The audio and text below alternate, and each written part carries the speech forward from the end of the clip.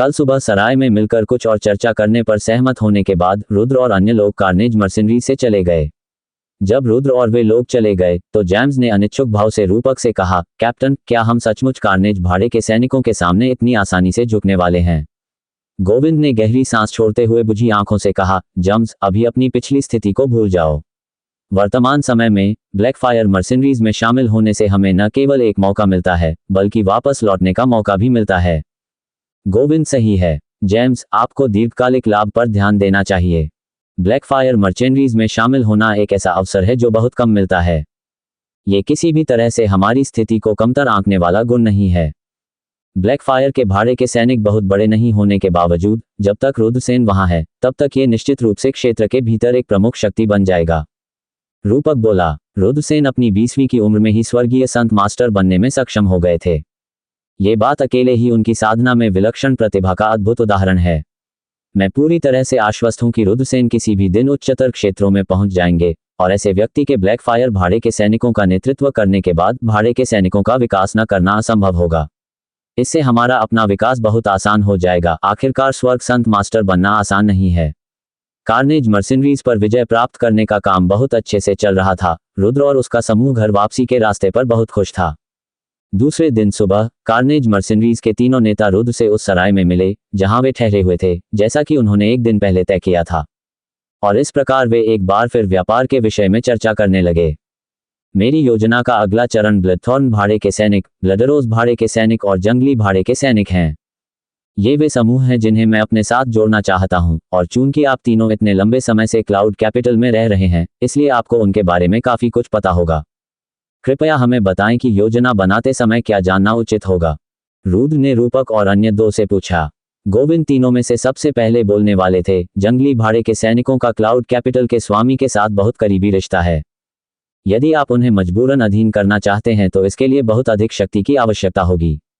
दूसरी ओर ब्लडरोज और ब्लडथॉर्न मर्चेंडरीज बहुत अधिक सरल है। मेरे दृष्टिकोण से आपको पहले उन दोनों को प्रस्तुत करना चाहिए।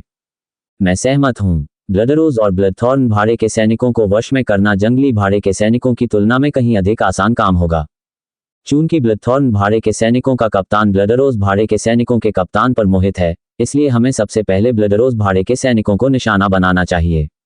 जब तक हम उन्हें आत्मसमर्पण के लिए राजी कर लेंगे, उसके तुरंत बाद ब्लडथॉर्न भाड़े के सैनिक भी आ जाएंगे। रूपक ने सहमति जताई। रुद्र ने उनके तर्क को सुनने के बाद अपना सिर हिलाया। यदि यह वैसा ही है जैसा आप कहते हैं, तो हमें सबसे पहले ब्लडरोज भाड़े के सैनिकों को अपने अधीन करना चाहिए। तुम तीनों मेरे पीछे वहां क्यों नहीं आते? हम तीनों की उनकी कैप्टन जैस्मीन के साथ काफी अच्छी दोस्ती है। अगर हम उसे सलाह दें तो ये काम आसान हो जाएगा। रूपक बोला। चर्चा समाप्त होने के बाद रुद्र और अन्य लोग सराय से बाहर निकले और अपने घोड़ों पर सवार होकर ब्लडरोज भाड़े के सैनिकों की ओर चल पड़े। ब्लडरोज भाड़े के सैनिकों और जहां से रुद्र ने यात्रा शुरू की थी के बीच लगभग 30 किलोमीटर की दूरी थी।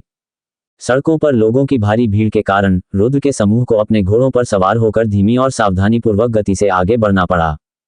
जब वे पहुंचे तब तक काफी समय बीत चुका था।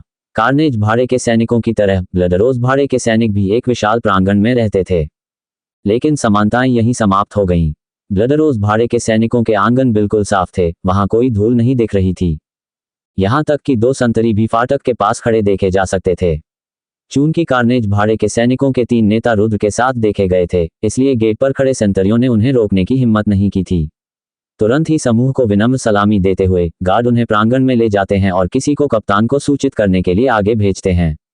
और इसलिए रुद्र और उसका समूह आंतरिक हॉल में बैठ गया और ब्लडरोज भाड़े के सैनिकों के कप्तान के आने का इंतजार करने लगा। उन्हें ज्यादा देर तक इंतजार नहीं करना पड़ा था कि एक वीर सी दिखने वाली महिला इमारत के अंदर से बाहर आती हुई दिखाई दी। हा रूपक, गोविंद, जम्स, आज कौन सी हवा तुम्हें मेरे इस साधारण निवास तक ले आई? आप तीनों के मेरे ब्लडरोज मर्सिनरीज में आने से मेरा घर आपकी उपस्थिति से धन्य हो गया है। आवाज के स्रोत की ओर देखते हुए रुद्र ने देखा कि लगभग 30 वर्ष की उम्र की एक महिला अंदर आ रही है। वह दिखने में सुंदर थी और उसकी चाल ढाल भी काफी सुडौल थी। इस महिला ने गहरे हरे रंग की स्कर्ट और उतने ही गहरे हरे रंग का ब्लाउज पहना था। उसके सिर के पीछे बाल बांधे हुए एक धनुषाकार टाई थी जो उसके आकर्षण को बढ़ा रही थी। हा कैप्टन जैस्मीन, आपके शब्द इतने गंभीर हैं कि उन्हें हम जैसों पर व्यर्थ नहीं किया जा सकता। हमारी आखिरी मुलाकात को 2 साल हो गए हैं, लेकिन तब से तुम और भी खूबसूरत हो गई हो। रूपक ने हंसते हुए दोनों हाथ जोड़कर उसकी ओर झुककर प्रणाम किया। बदले में मुस्कुराते हुए जैस्मिन की नजरें रुद्र और उसके पीछे खड़े लोगों की ओर घूम गईं। क्या मैं पूछ सकता हूं कि आप कौन हैं? रुद्र ने हाथ जोड़कर अभिवादन किया और मुस्कुराया। ये रुद्र है, ब्लैकफायर मर्सिनरीज का कप्तान, ब्लैकफायर भाड़े के सैनिक। चमेली ने धीमे स्वर में कहा, भाई रुद्र, मैं मानती हूं कि आप बादलों की राजधानी के मूल निवासी नहीं हैं। सही, मैं क्लाउड कैपिटल से नहीं हूं। रुद्र ने आगे बात जारी रखने से पहले स्वीकार किया, कैप्टन जैस्मीन, मैं आज यहाँ इस उम्मीद में आया हूं कि आपके और मेरे भाड़े के सैनिकों के बीच एक प्रस्ताव रखा जा सके। दूसरों के साथ मेज पर बैठते हुए जैस्मिन ने आलस से अपनी बाहें फैला दी, तो फिर अपना भाषण बीच में मत रोको और बोलो। अभी भी मुस्कुराते हुए रुद्र बोला, तो फिर मुझे खुलकर बोलने की इजाजत दीजिए।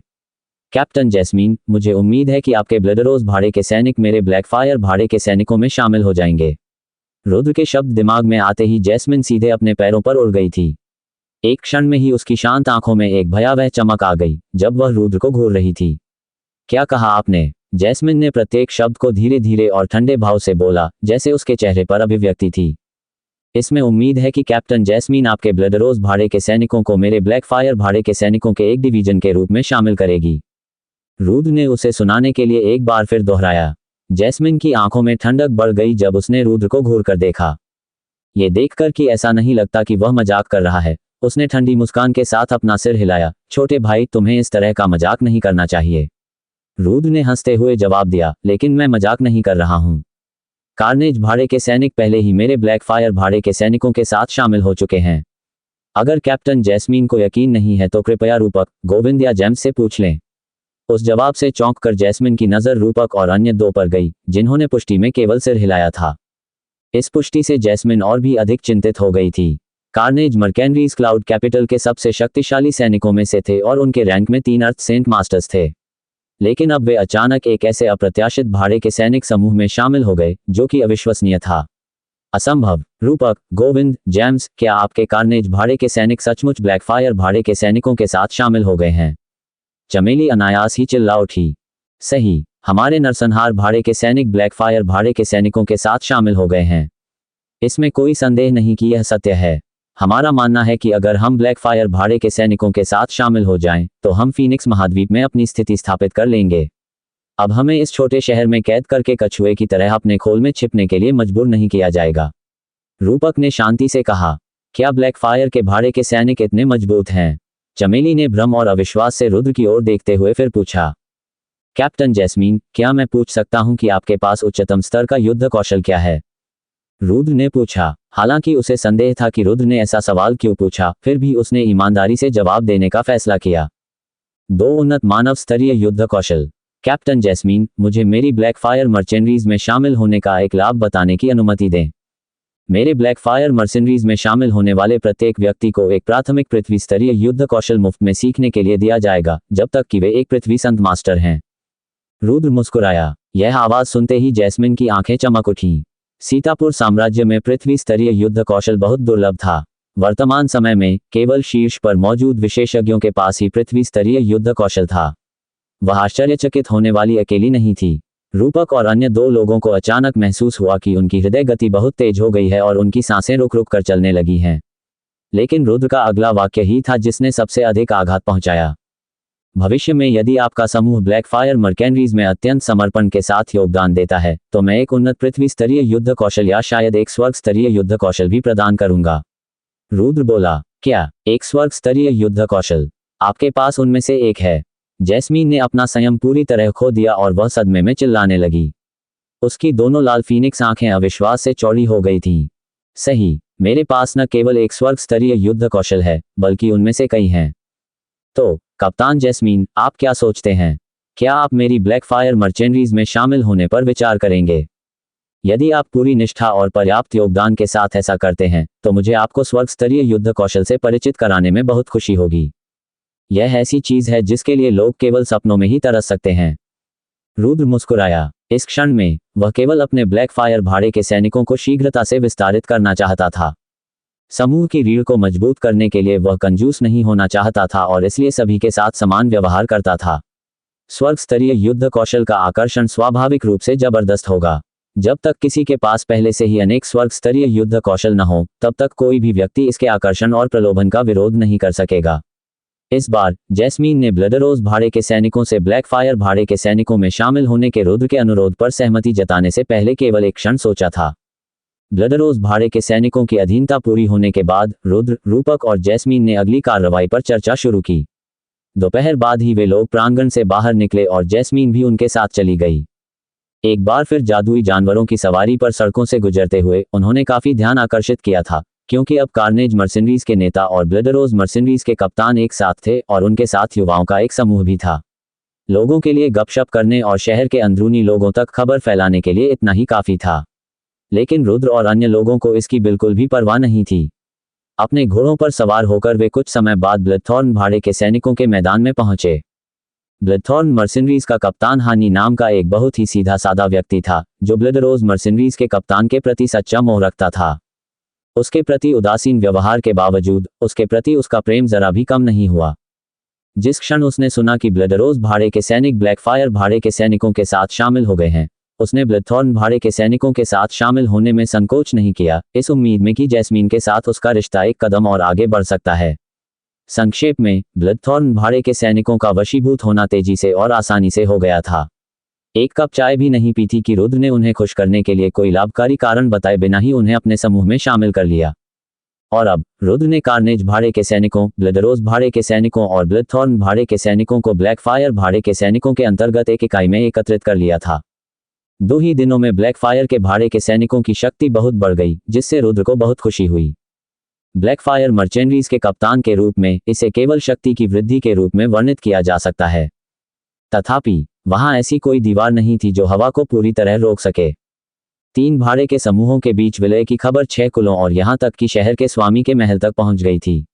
ऐसी सूचना से वे सभी घबरा गए। 3 भाड़े के समूहों की संयुक्त शक्ति का मतलब था कि कम से कम 5 पृथ्वी संत मास्टर्स एक साथ शामिल हो गए। तुलनात्मक रूप से 6 कुलों के लिए यह एक ऐसी दुर्जय शक्ति थी जिसका मुकाबला करना उनके लिए भी कठिन था। शहर में सबसे अधिक घबराए हुए 6 कबीले थे। आगे क्या करना है, इस पर चर्चा करने के लिए 6 कुलों के प्रमुखों की तत्काल बैठक बुलाई गई। एक गुप्त स्थान पर स्थित गुप्त कमरे में क्लाउड कैपिटल के 6 कुलों के नेता गंभीर चेहरों के साथ एक मेज के चारों ओर इकट्ठे हुए थे। मेरा मानना है कि अब हर कोई जानता है कि ब्लडथॉर्न भाड़े के सैनिक, रक्तभेड़िया भाड़े के सैनिक और कार्नेज भाड़े के सैनिक सभी एक साथ मिलकर एक भाड़े का समूह बना चुके हैं। हमारे लिए यह निस्संदेह एक प्रतिकूल स्थिति है, एक बुजुर्ग बोले। ये सही है। 3 भाड़े के समूहों के एक साथ जुड़ने से अब उनके पास कम से कम 5 पृथ्वी संत मास्टर हैं। ऐसी ताकत लगभग हमारे 6 कुलों की एकता के बराबर है। मेरे दृष्टिकोण से हमें अब कार्रवाई करनी चाहिए, अन्यथा हम आगे आने वाले भयावह परिणामों को पसंद नहीं करेंगे। एक सफेद वस्त्र पहने मध्यम आयु का व्यक्ति गंभीरता से बोला। पहला कदम उठाना वास्तव में सही विकल्प है, लेकिन सबसे पहले हमें यह पता लगाना होगा कि यह अचानक गठबंधन क्यों हुआ। किस कारण से उन्होंने अपना नाम बदलकर ब्लैकफायर मर्सिनरीज रख लिया है। मेरे मुखबिरों ने मुझे बताया कि कार्नेज मर्सिनरीज और ब्लडथॉर्न मर्सिनरीज के कप्तान एक युवक के पीछे चल रहे थे। शायद उस युवा के कारण ही उन्हें पराधीन किया गया था, एक बुजुर्ग बोले। तब तो ऐसा लगेगा कि यह युवा सामान्य युवा नहीं है। हालांकि चाहे वह किसी भी स्थिति में हो, हमें यह सुनिश्चित करना होगा कि वह इस शहर में अपनी शक्ति का और अधिक विस्तार न कर सके। 2 ही दिनों में ये युवक 3 बड़े भाड़े के सैनिकों के समूह को एक साथ संगठित करने में सफल रहा। यह अकेला ही इस बात का सबूत है कि उनकी महत्वाकांक्षाएं अपेक्षा से कहीं अधिक हैं। मैं शर्त लगाता हूं कि 3 समूह उसे संतुष्ट करने के लिए पर्याप्त नहीं होंगे। अगर हम उसे इस शहर में और भी ताकत जुटाने देंगे तो जल्द ही उसका अगला निशाना हम होंगे। मैं इस भावना से सहमत हो सकता हूं। यदि हम इसी तरह बैठे रहेंगे तो अंततः हम अपनी कब्र स्वयं ही खो देंगे। जब ब्लैकफायर भाड़े के सैनिकों के लिए शक्ति में हम पर विजय पाने का समय आएगा तो अगला बलिदान हम ही होंगे। हमें बिना समय गंवाए अब कार्रवाई करनी चाहिए। और इस प्रकार 6 व्यक्ति एक उग्र चर्चा में उतर गए।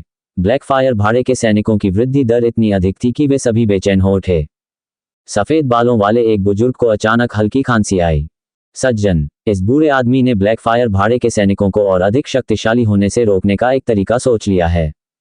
यदि ब्लैकफायर भाड़े के सैनिक क्लाउड कैपिटल के सभी शक्तिशाली गुटों को अपने अधीन करना चाहते हैं तो हम ऐसा क्यों नहीं कर सकते। इस तरह हमारे 6 कबीले एकजुट होकर एक गठबंधन बना सकते हैं और कोई भी गुट जो अपनी स्थिति और नाम को बचाए रखना चाहता है वह फिलहाल हमारे साथ जुड़ सकता है। यदि दूसरा पक्ष अतिक्रमण शुरू करता है तो हमारे पास जवाबी रक्षा के लिए पर्याप्त सैनिक होंगे।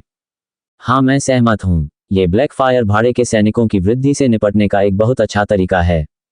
उनकी वर्तमान ताकत को देखते हुए यदि हम अब उनके खिलाफ कार्रवाई करने का प्रयास करेंगे तो हमें अविश्वसनीय मात्रा में क्षति उठानी पड़ेगी। लेकिन अगर हम सभी को एकजुट कर दें तो हमारे पास पर्याप्त लोग होंगे, चाहे ब्लैक फायर के भाड़े के सैनिक कितना भी विस्तार करने की कोशिश करें। और साथ ही हमारे पास ब्लैक फायर के भाड़े के सैनिकों को खत्म करने के लिए पर्याप्त जनशक्ति होगी, जबकि हमारा नुकसान भी न्यूनतम होगा। हाँ, यही सबसे अच्छा उपाय लगता है। हालांकि मुझे विश्वास नहीं है कि ब्लैक फायर के भाड़े के सैनिक निश्चित रूप से पूरे क्लाउड कैपिटल के खिलाफ लड़ने की कोशिश करेंगे। फिर भी इसका मतलब यह नहीं है कि हमें उसकी वृद्धि को रोकने की कोशिश नहीं करनी चाहिए, अन्यथा भविष्य में ऐसा करना कठिन हो जाएगा। फिलहाल हमें इंतजार करना चाहिए और देखना चाहिए कि वे आगे क्या करते हैं। अगर वह कुछ करने की कोशिश करता है तो हमें उसे रोकने के लिए तैयार रहना होगा। तो फिर हम इस कार्यवाही को तुरंत लागू करेंगे। समय बर्बाद नहीं किया जा सकता। आइए हम सब घर लौटकर उचित तैयारियां करें। थोड़े समय बाद 6 कुलों ने ब्लैक फायर भाड़े के सैनिकों के खिलाफ जवाबी कार्रवाई की योजना बना ली। यदि वे 2 दिनों में 3 अलग अलग भाड़े के सैनिकों के समूहों को अपने अधीन करने में सक्षम होते तो ब्लैक फायर भाड़े के सैनिकों की वृद्धि उनकी पसंद से कहीं अधिक तीव्र होती। ये 6 कुलों के लिए एक भयावह बात थी। उनमें से कोई भी किसी एक शक्ति द्वारा विलय नहीं करना चाहता था, इसलिए वे एक क्षण की सूचना पर ब्लैक फायर भाड़े के सैनिकों को दबाने के लिए तैयार थे। 6 कुलों की ओर से प्रतिक्रिया बहुत तीव्र थी। जैसे ही उनकी चर्चा समाप्त हुई, प्रत्येक कबीले ने तुरंत ही उन सभी गुटों से संपर्क स्थापित कर लिया जिन्हें वे जानते थे। चूंकि ये गुट भी ब्लैक फायर भाड़े के सैनिकों की स्थिति से अवगत थे, इसलिए उनमें से किसी ने भी गठबंधन बनाने के लिए 6 कुलों के साथ जुड़ने में संकोच नहीं किया। समूह में और अधिक लोगों के शामिल होने से गठबंधन का तेजी से विस्तार हुआ। वर्तमान समय में गठबंधन में 6 कुलों के अलावा कम से कम 10 पृथ्वी संत मास्टर्स शामिल थे। 6 कुलों के एक साथ मिलकर गठबंधन बनाने की खबर रुद्र के कानों तक भी पहुंची थी, लेकिन वह जरा भी चिंतित नहीं था। उनकी नज़र में यह एक निरर्थक प्रयास था जिसका कोई फायदा नहीं था। दूसरे दिन रुद्र ने ब्लडरोज मर्सिनरीज की कप्तान जैस्मीन, ब्लडथॉर्न मर्सिनरीज की कप्तान हानी और कार्नेज मर्सिनरीज के कप्तान रूपक और उसके 2 उप कप्तानों को इकट्ठा किया और रुद्र उनके सामने खड़ा था। उसके पास एक घिसा पिटा मैनुअल पड़ा था। मैनुअल को उनकी ओर धकेलते हुए रुद्र बोला, अब जब आप ब्लैक फायर मर्सिनरीज में शामिल हो गए हैं तो मैं सौदे के अपने हिस्से को पूरा करूंगा। मेरे सामने 5 प्राथमिक पृथ्वी स्तरीय युद्ध कौशल हैं। जो भी आपको सबसे अधिक उपयुक्त लगे उसे चुनें। भविष्य में जब आपके समूह से कोई व्यक्ति पृथ्वी संत मास्टर बनेगा तो उसे इस मैनुअल से सीखने दीजिए। भविष्य में यदि आपका योगदान काफी अच्छा रहा और साथ ही ब्लैक फायर भाड़े के सैनिकों के प्रति आपका रवैया भी वफादार रहा तो मैं आपको एक स्वर्ग स्तरीय युद्ध कौशल प्रदान करूंगा। धन्यवाद कप्तान। मेज पर रखी नियमावलियों को देखकर प्रत्येक कप्तान की आंखों में आग की लपटें उठ रही थीं, तथा उन्होंने तुरंत 5 युद्ध कौशलों में से एक को चुनने से पहले धन्यवाद दिया। उन 5 में से ब्लडथॉर्न मर्सिनरीज का कप्तान सबसे अधिक उत्साहित था। वह केवल जैस्मीन के कारण ब्लैक फायर मर्चेंडरीज में शामिल हुआ था, इसलिए उसे यह एहसास नहीं था कि ब्लैक फायर मर्चेंडरीज में शामिल होने से उसे इतना बड़ा बोनस मिलेगा। जब रुद्र ने स्वर्ग स्तरीय युद्ध कौशल के बारे में बात की थी तो उसका अपना दिल लगभग उसकी छाती से बाहर निकलने को हुआ था। रुद्र की यह हरकत निस्संदेह लोगों के दिलों को लुभाने की एक अच्छी योजना थी। पृथ्वी स्तरीय युद्ध कौशल के साथ रुद्र ब्लैक फायर भाड़े के सैनिकों के प्रति उनकी वफादारी की भावना को मजबूत करेगा, साथ ही साथ उनके शामिल होने के प्रति किसी भी दुर्भावना को भी समाप्त करेगा। सबके चेहरों पर उत्साह के भाव देखकर रुद्र मुस्कुराया। यह एक संतोषजनक प्रतिक्रिया थी जिसकी उन्हें उम्मीद थी। थोड़ी देर बाद वह बोला, हमारे ब्लैक फायर भाड़े के सैनिक क्लाउड कैपिटल में ज्यादा समय तक नहीं रहेंगे। शायद कुछ ही दिनों में हम ये जगह छोड़ देंगे, इसलिए अपने समूहों को शहर से बाहर जाने के लिए तैयार कर लें। कप्तान, मुझे एक सवाल पूछना है। क्या ब्लैक फायर भाड़े के सैनिकों के पास रहने के लिए कोई जगह है? ये कहाँ हो सकता है? ये संभव नहीं हो सकता कि इतने सारे लोग इधर उधर भटकते रहें। हानी ने पूछा। रुद्र ने चिंतामग्न भाव से कहा, अभी तक कोई निश्चित स्थान नहीं है। अभी हम ब्लैक फायर भाड़े के सैनिकों की शक्ति का विस्तार कर रहे हैं। जब हम मेघ राजधानी के बाकी हिस्सों और फिर सीतापुर राज्य के बाकी हिस्सों पर कब्जा कर लेंगे, तब हम आसपास के राज्यों में विस्तार करेंगे। इस बार हानी और जैस्मीन दोनों रुद्र की योजना सुनकर चौंक गए। दोनों में से किसी ने भी नहीं सोचा था कि वह इतने बड़े पैमाने पर सोचेगा। संपूर्ण सीतापुर साम्राज्य को उसके भाड़े के सैनिक समूहों और फिर आसपास के राज्यों के लोगों के साथ मिला लेना वह लक्ष्य नहीं था जिसकी उन्होंने अपेक्षा की थी। फिलहाल हमारी चर्चा यहीं समाप्त होती है। हमारा अगला कदम यह है कि आप पांचों हमारे ब्लैक फायर मर्सिनरीज के नाम पर पृथ्वी संत मास्टर्स के साथ शक्तियों को अपने अधीन करें। रुद्र बोला। रूपक और अन्य 4 के साथ रुद्र को व्यक्तिगत रूप से भाग लेने की कोई आवश्यकता नहीं थी। ये 5 पर्याप्त से अधिक होंगे। उस आदेश के साथ वे पांचों चले गए। उनके जाने के बाद रुद्र ने बिस्तर पर लौट रहे बाघ के बच्चे को अपनी बाहों में ले लिया और उसके रोएदार सिर को सहलाते हुए सोचने लगा कि अगली योजना क्या होगी। वर्तमान समय में रुद्र केवल अपने ब्लैक फायर भाड़े के सैनिकों की शक्तियों का विस्तार करना चाहता था। कबीर के साथ किए गए अपने वादे की खातिर रुद्र ब्लैक फायर भाड़े के सैनिकों को महाद्वीप का सबसे मजबूत भाड़े का समूह बना देगा। कहने का तात्पर्य यह था कि यह न केवल एक वादा था, बल्कि यह एक लक्ष्य था जिसे रुद्र पूरा करेंगे। उनके अलावा ब्लैक फायर मर्केनरीज में कोई अन्य स्वर्गीय संत मास्टर नहीं थे। लेकिन यह तथ्य रुद्र को चिंतित करने के लिए पर्याप्त नहीं था। नेता के रूप में वह इस बात से भली भांति परिचित थे कि ब्लैक फायर मर्केनरीज अपनी प्रारंभिक अवस्था में था, अभी भी एक बच्चे जैसा और सती शक्ति से भरा हुआ। अभी तक तो ये सीतापुर साम्राज्य के समान शक्तिशाली स्तर पर भी नहीं था, लेकिन समय के साथ धीरे धीरे शक्ति एकत्रित होने लगी। रुद्र यह नहीं कह पाएगा कि वह ब्लैक फायर भाड़े के सैनिकों के इन नए सदस्यों पर भरोसा कर पाएगा कि वे कितने वफादार हैं। ये कहना कोई अतिशयोक्ति नहीं होगी कि ठाकुर और अन्य लोगों के अलावा रुद्र किसी और पर भरोसा नहीं करता था। रूपक और अन्य भी इसमें शामिल थे। लेकिन इस समय रुद्र को उनसे विश्वास की आवश्यकता नहीं थी। वे भाड़े के सैनिकों के लिए नया खून थे और रुद्र को विश्वास था कि जैसे जैसे ब्लैक फायर भाड़े के सैनिक बढ़ेंगे, उतनी ही अधिक संख्या में ये लोग उनके प्रति वफादारी विकसित करना शुरू कर देंगे। देर सवेर सभी को ऐसा महसूस होगा कि भाड़े के सैनिकों का समूह उनका अपना परिवार था। आजाद और अन्य लोगों ने विशेष रूप से ऐसा महसूस किया। 2 घंटे बीत जाने के बाद रुद्र को एहसास हुआ कि वह अपने कमरे में मन ही मन सोच रहा था। जब दरवाजे पर दस्तक हुई तो रुद्र अपने विचारों से बाहर आया। दरवाजे की ओर देखते हुए रुद्र बोला, अंदर आइए। दरवाजा खुला और देखा कि राजीव और दक्ष कंधे से कंधा मिलाकर खड़े थे। राजीव ने युद्ध के लिए थोड़ा उपयुक्त काला वस्त्र पहना हुआ था, जबकि दक्ष ने अपनी पारंपरिक अग्नि जैसी लाल पोशाक पहन रखी थी। रुद्र, रूपक और अन्य लोग मुसीबत में आ गए हैं। जब वे किसी संप्रदाय को अपने अधीन करने गए तो संयोगवश उनका संपर्क 6 कुलों के लोगों से हुआ और वे संप्रदाय के परिसर में ही बस गए। फिलहाल उनके पास कोई रास्ता नहीं है। राजीव ने थोड़ा अप्रिय भाव से कहा।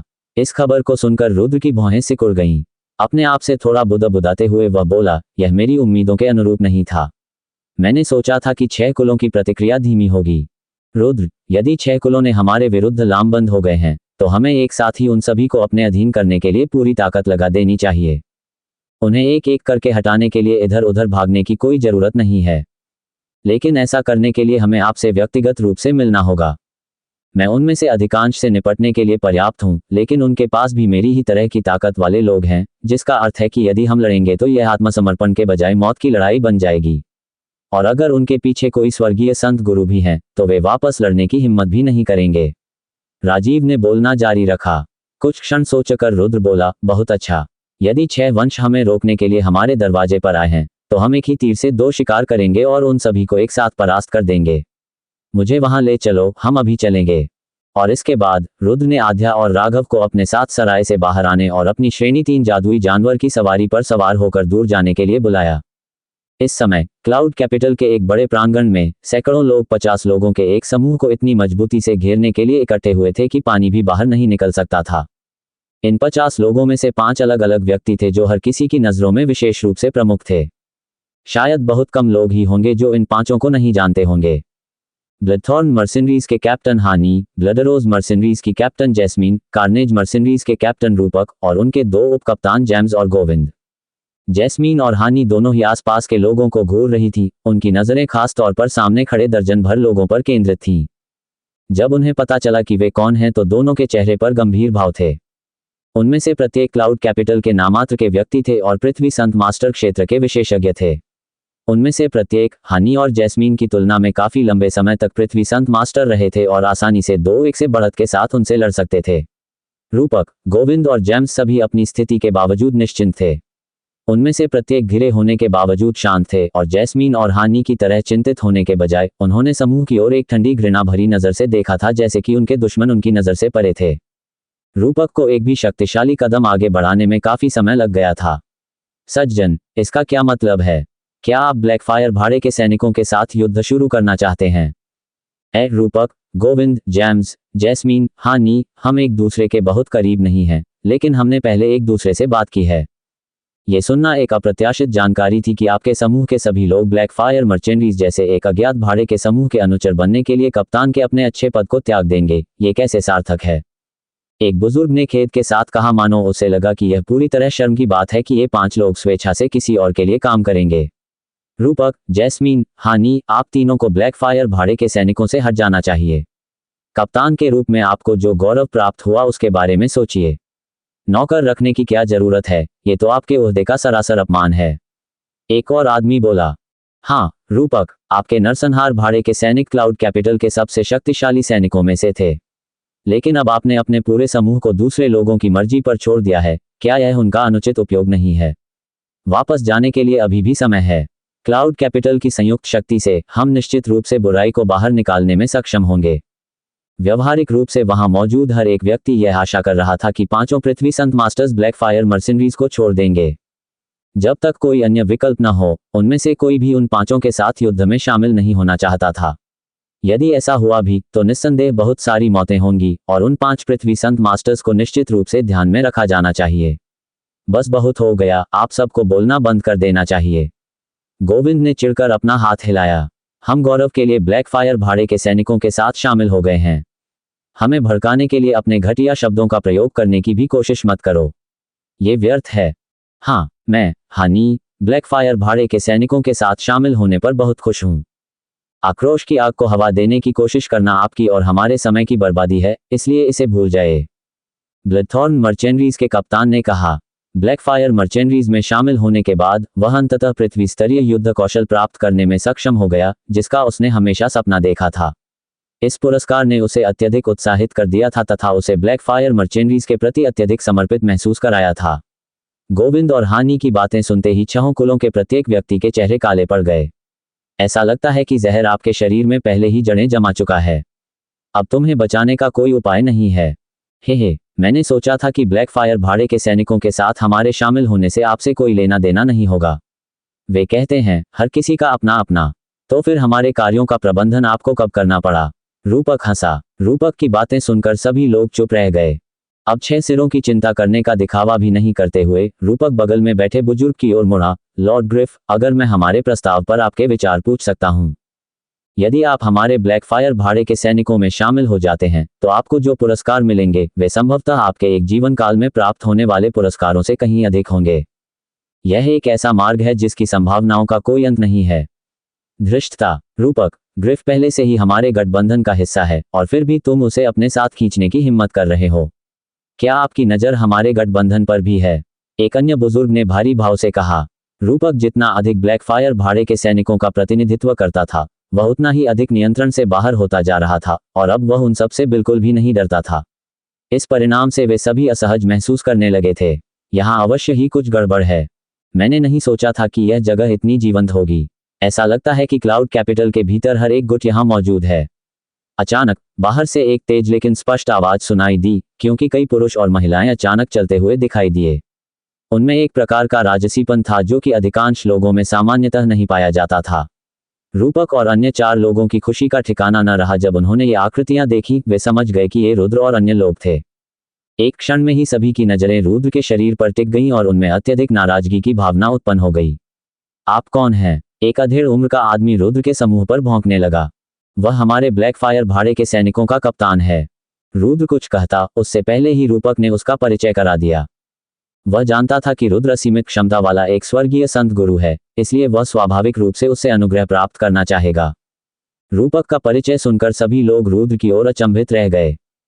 इस समाचार से स्तब्ध होकर उनमें से किसी ने भी यह नहीं सोचा था कि क्लाउड कैपिटल के 3 सबसे शक्तिशाली भाड़े के समूहों पर कब्जा करने के लिए जिम्मेदार व्यक्ति एक युवा होगा जो मुश्किल से 20 वर्ष का होगा। और यहाँ मैंने सोचा था कि ब्लैकफायर मर्सिनरीज का कप्तान किसी प्रकार का मजबूत आदमी होगा। मुझे एक बार भी यह संदेह नहीं हुआ कि यह वास्तव में एक हरा सींग वाला बच्चा होगा। कितना हास्यास्पद है। एक काले वस्त्र पहने बुजुर्ग ने मजाक उड़ाया।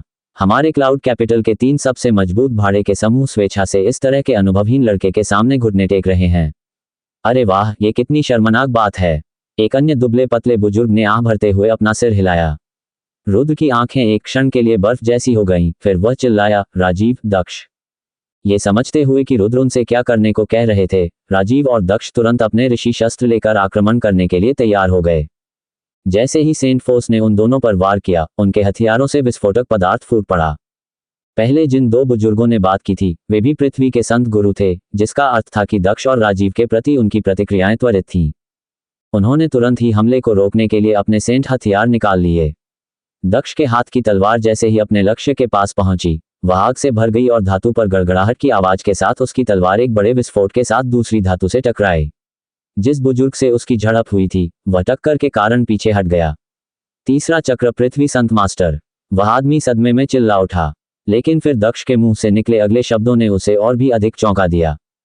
पृथ्वी स्तरीय युद्ध कौशल स्वर्ग विभाजक पृथ्वी विभाजक। जैसे ही उसने अपनी विशाल तलवार को ऊपर उठाया, उसमें से प्रचंड मात्रा में आग निकली। दक्ष ने जोर से तलवार को वृद्ध पर गिराया और उसे दो टुकड़ों में काट दिया। बुजुर्ग व्यक्ति ने जैसे ही बचना चाहा, अचानक ही उस पर बहुत अधिक दबाव पड़ा और वह अपनी जगह पर ही अटक गया। ऐसा महसूस करते हुए कि जैसे वह किसी दलदल में फंस गए हैं और उन पर 1000 पाउंड का वजन लाद दिया गया है, बुजुर्ग हिलने डुलने में असमर्थ हो गए हैं। कोई अन्य विकल्प न होने के कारण बुजुर्ग केवल अपने मानव स्तरीय युद्ध कौशल का उपयोग करके पृथ्वी स्तरीय युद्ध कौशल के विरुद्ध स्वयं का बचाव कर सकता था। मानव स्तरीय युद्ध कौशल पृथ्वी स्तरीय युद्ध कौशल के सामने पत्थर पर अंडे से प्रहार करने के समान था। जैसा कि अपेक्षित था, बुजुर्ग का शरीर बुरी तरह क्षतिग्रस्त हो गया था और उसके मुंह से खून निकल रहा था। इसी समय दुबले पतले दिखने वाले बुजुर्ग को भी राजीव ने गंभीर रूप से घायल कर दिया था। 20 मीटर दूर गिरकर वह इतनी जोर से जमीन पर गिरा कि उसके चारों ओर मकड़ी के जाले जैसी दरारें दिखाई देने लगी। उस वृद्ध का चेहरा सफेद हो गया था, मानो उसमें खून न हो, और दक्ष के विरुद्ध लड़ने वाले की तुलना में यह वृद्ध कहीं अधिक घायल था। राजीव ने किसी भी युद्ध कौशल का उपयोग नहीं किया था, लेकिन छठे चक्र पृथ्वी संत मास्टर के रूप में उनकी ताकत के कारण वह एक अत्यंत भयानक अस्तित्व था। इस बुजुर्ग जैसे दूसरे चक्र पृथ्वी संत मास्टर को आसानी से उसके द्वारा पराजित किया जाएगा। राजीव और दक्ष की ताकत ने पूरे समूह को पूरी तरह से चौंका दिया था, लेकिन वे अभी भी उन दोनों से ज्यादा डरे नहीं थे। आखिरकार वहां 1 दर्जन से अधिक लोग थे और संख्या के लिहाज से वे स्पष्ट रूप से बढ़त पर थे। संख्या बल से वे ताकत को भी दबा सकते हैं, लेकिन दक्ष द्वारा पृथ्वी स्तरीय युद्ध कौशल का प्रयोग ऐसी चीज थी जिसे देखकर हर कोई लार टपकाता था। उनमें से प्रत्येक ने दक्ष की ओर ऐसी लालच भरी दृष्टि से देखा जो बिल्कुल छिपी नहीं थी। धृष्टता, हमारे सहयोगियों पर हमला करने की तुम्हारी हिम्मत कैसे हुई? सब लोग आगे बढ़ो। अचानक एक अन्य बुजुर्ग ने जोर से चिल्लाते हुए अपने ऋषि अस्त्र के साथ दक्ष पर हमला किया और उसकी आंखों में एक भावुक भाव था। जैसे ही इस बुजुर्ग ने कहा, अन्य बचे हुए पृथ्वी संत गुरुओं ने अपनी बुद्धि वापस पा ली और परिणामों की चिंता किए बिना दक्ष पर हमला कर दिया। रुद्र ने दक्ष की ओर बढ़ते समूह को ठंडे व्यंग्य से देखा, कितना लापरवाह। रुद्र ने अपने हाथों से आकाश को पकड़ लिया ताकि विश्व की ऊर्जा को एकत्रित कर सकें। अपने हाथों के अचानक धक्के से रुद्र ने विस्फोटक ऊर्जा का एक विस्फोट किया, जो समूह की ओर एक शक्तिशाली चीख के समान निकला, मानो वह एक ड्रैगन हो। दक्ष पर आक्रमण करने वाले पृथ्वी संत गुरुओं में से किसी को भी प्रतिक्रिया करने का पर्याप्त समय नहीं मिला, इससे पहले कि ऊर्जा का ज्वार उन पर टूट पड़ा। उनके वस्त्र पूरी तरह धूल में बिखर गए थे, जहां से ऊर्जा टकराई थी, जबकि उनमें से प्रत्येक उड़कर वापस चला गया था। उनके मुंह से खून निकल रहा था और वे सभी निर्दयतापूर्वक जमीन पर गिर रहे थे। ये केवल एक संक्षिप्त क्षण था जिसमें सांस लेने के लिए भी पर्याप्त समय नहीं बीता था, लेकिन समय के उस छोटे से अंतराल में 10 से अधिक पृथ्वी संत मास्टर्स इतनी गंभीर रूप से घायल हो गए थे कि वे केवल दर्द से जमीन पर पड़े रह सकते थे।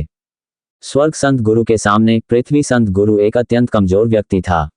उनके पास प्रतिरोध करने का भी कोई मौका नहीं था और केवल राजीव ही इसका अपवाद थे।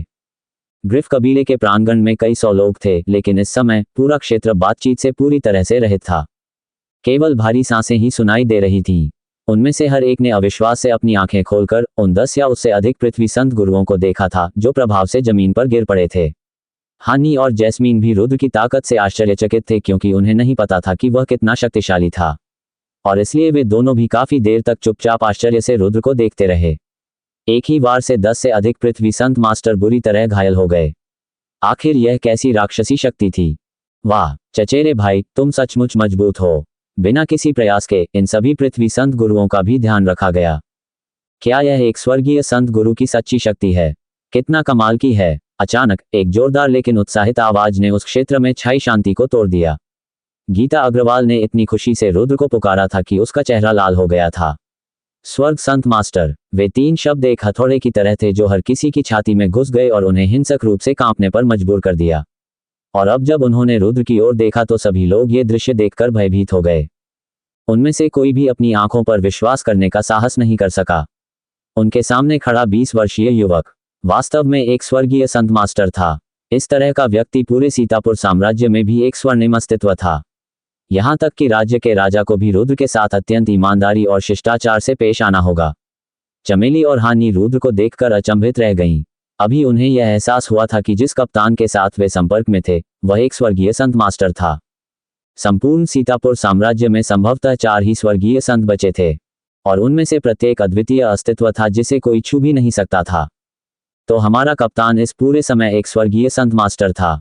विस्मयादिबोधक चिन्ह उद्धरण चिन्ह। जैस्मीन और हानि मन ही मन चिल्ला उठी।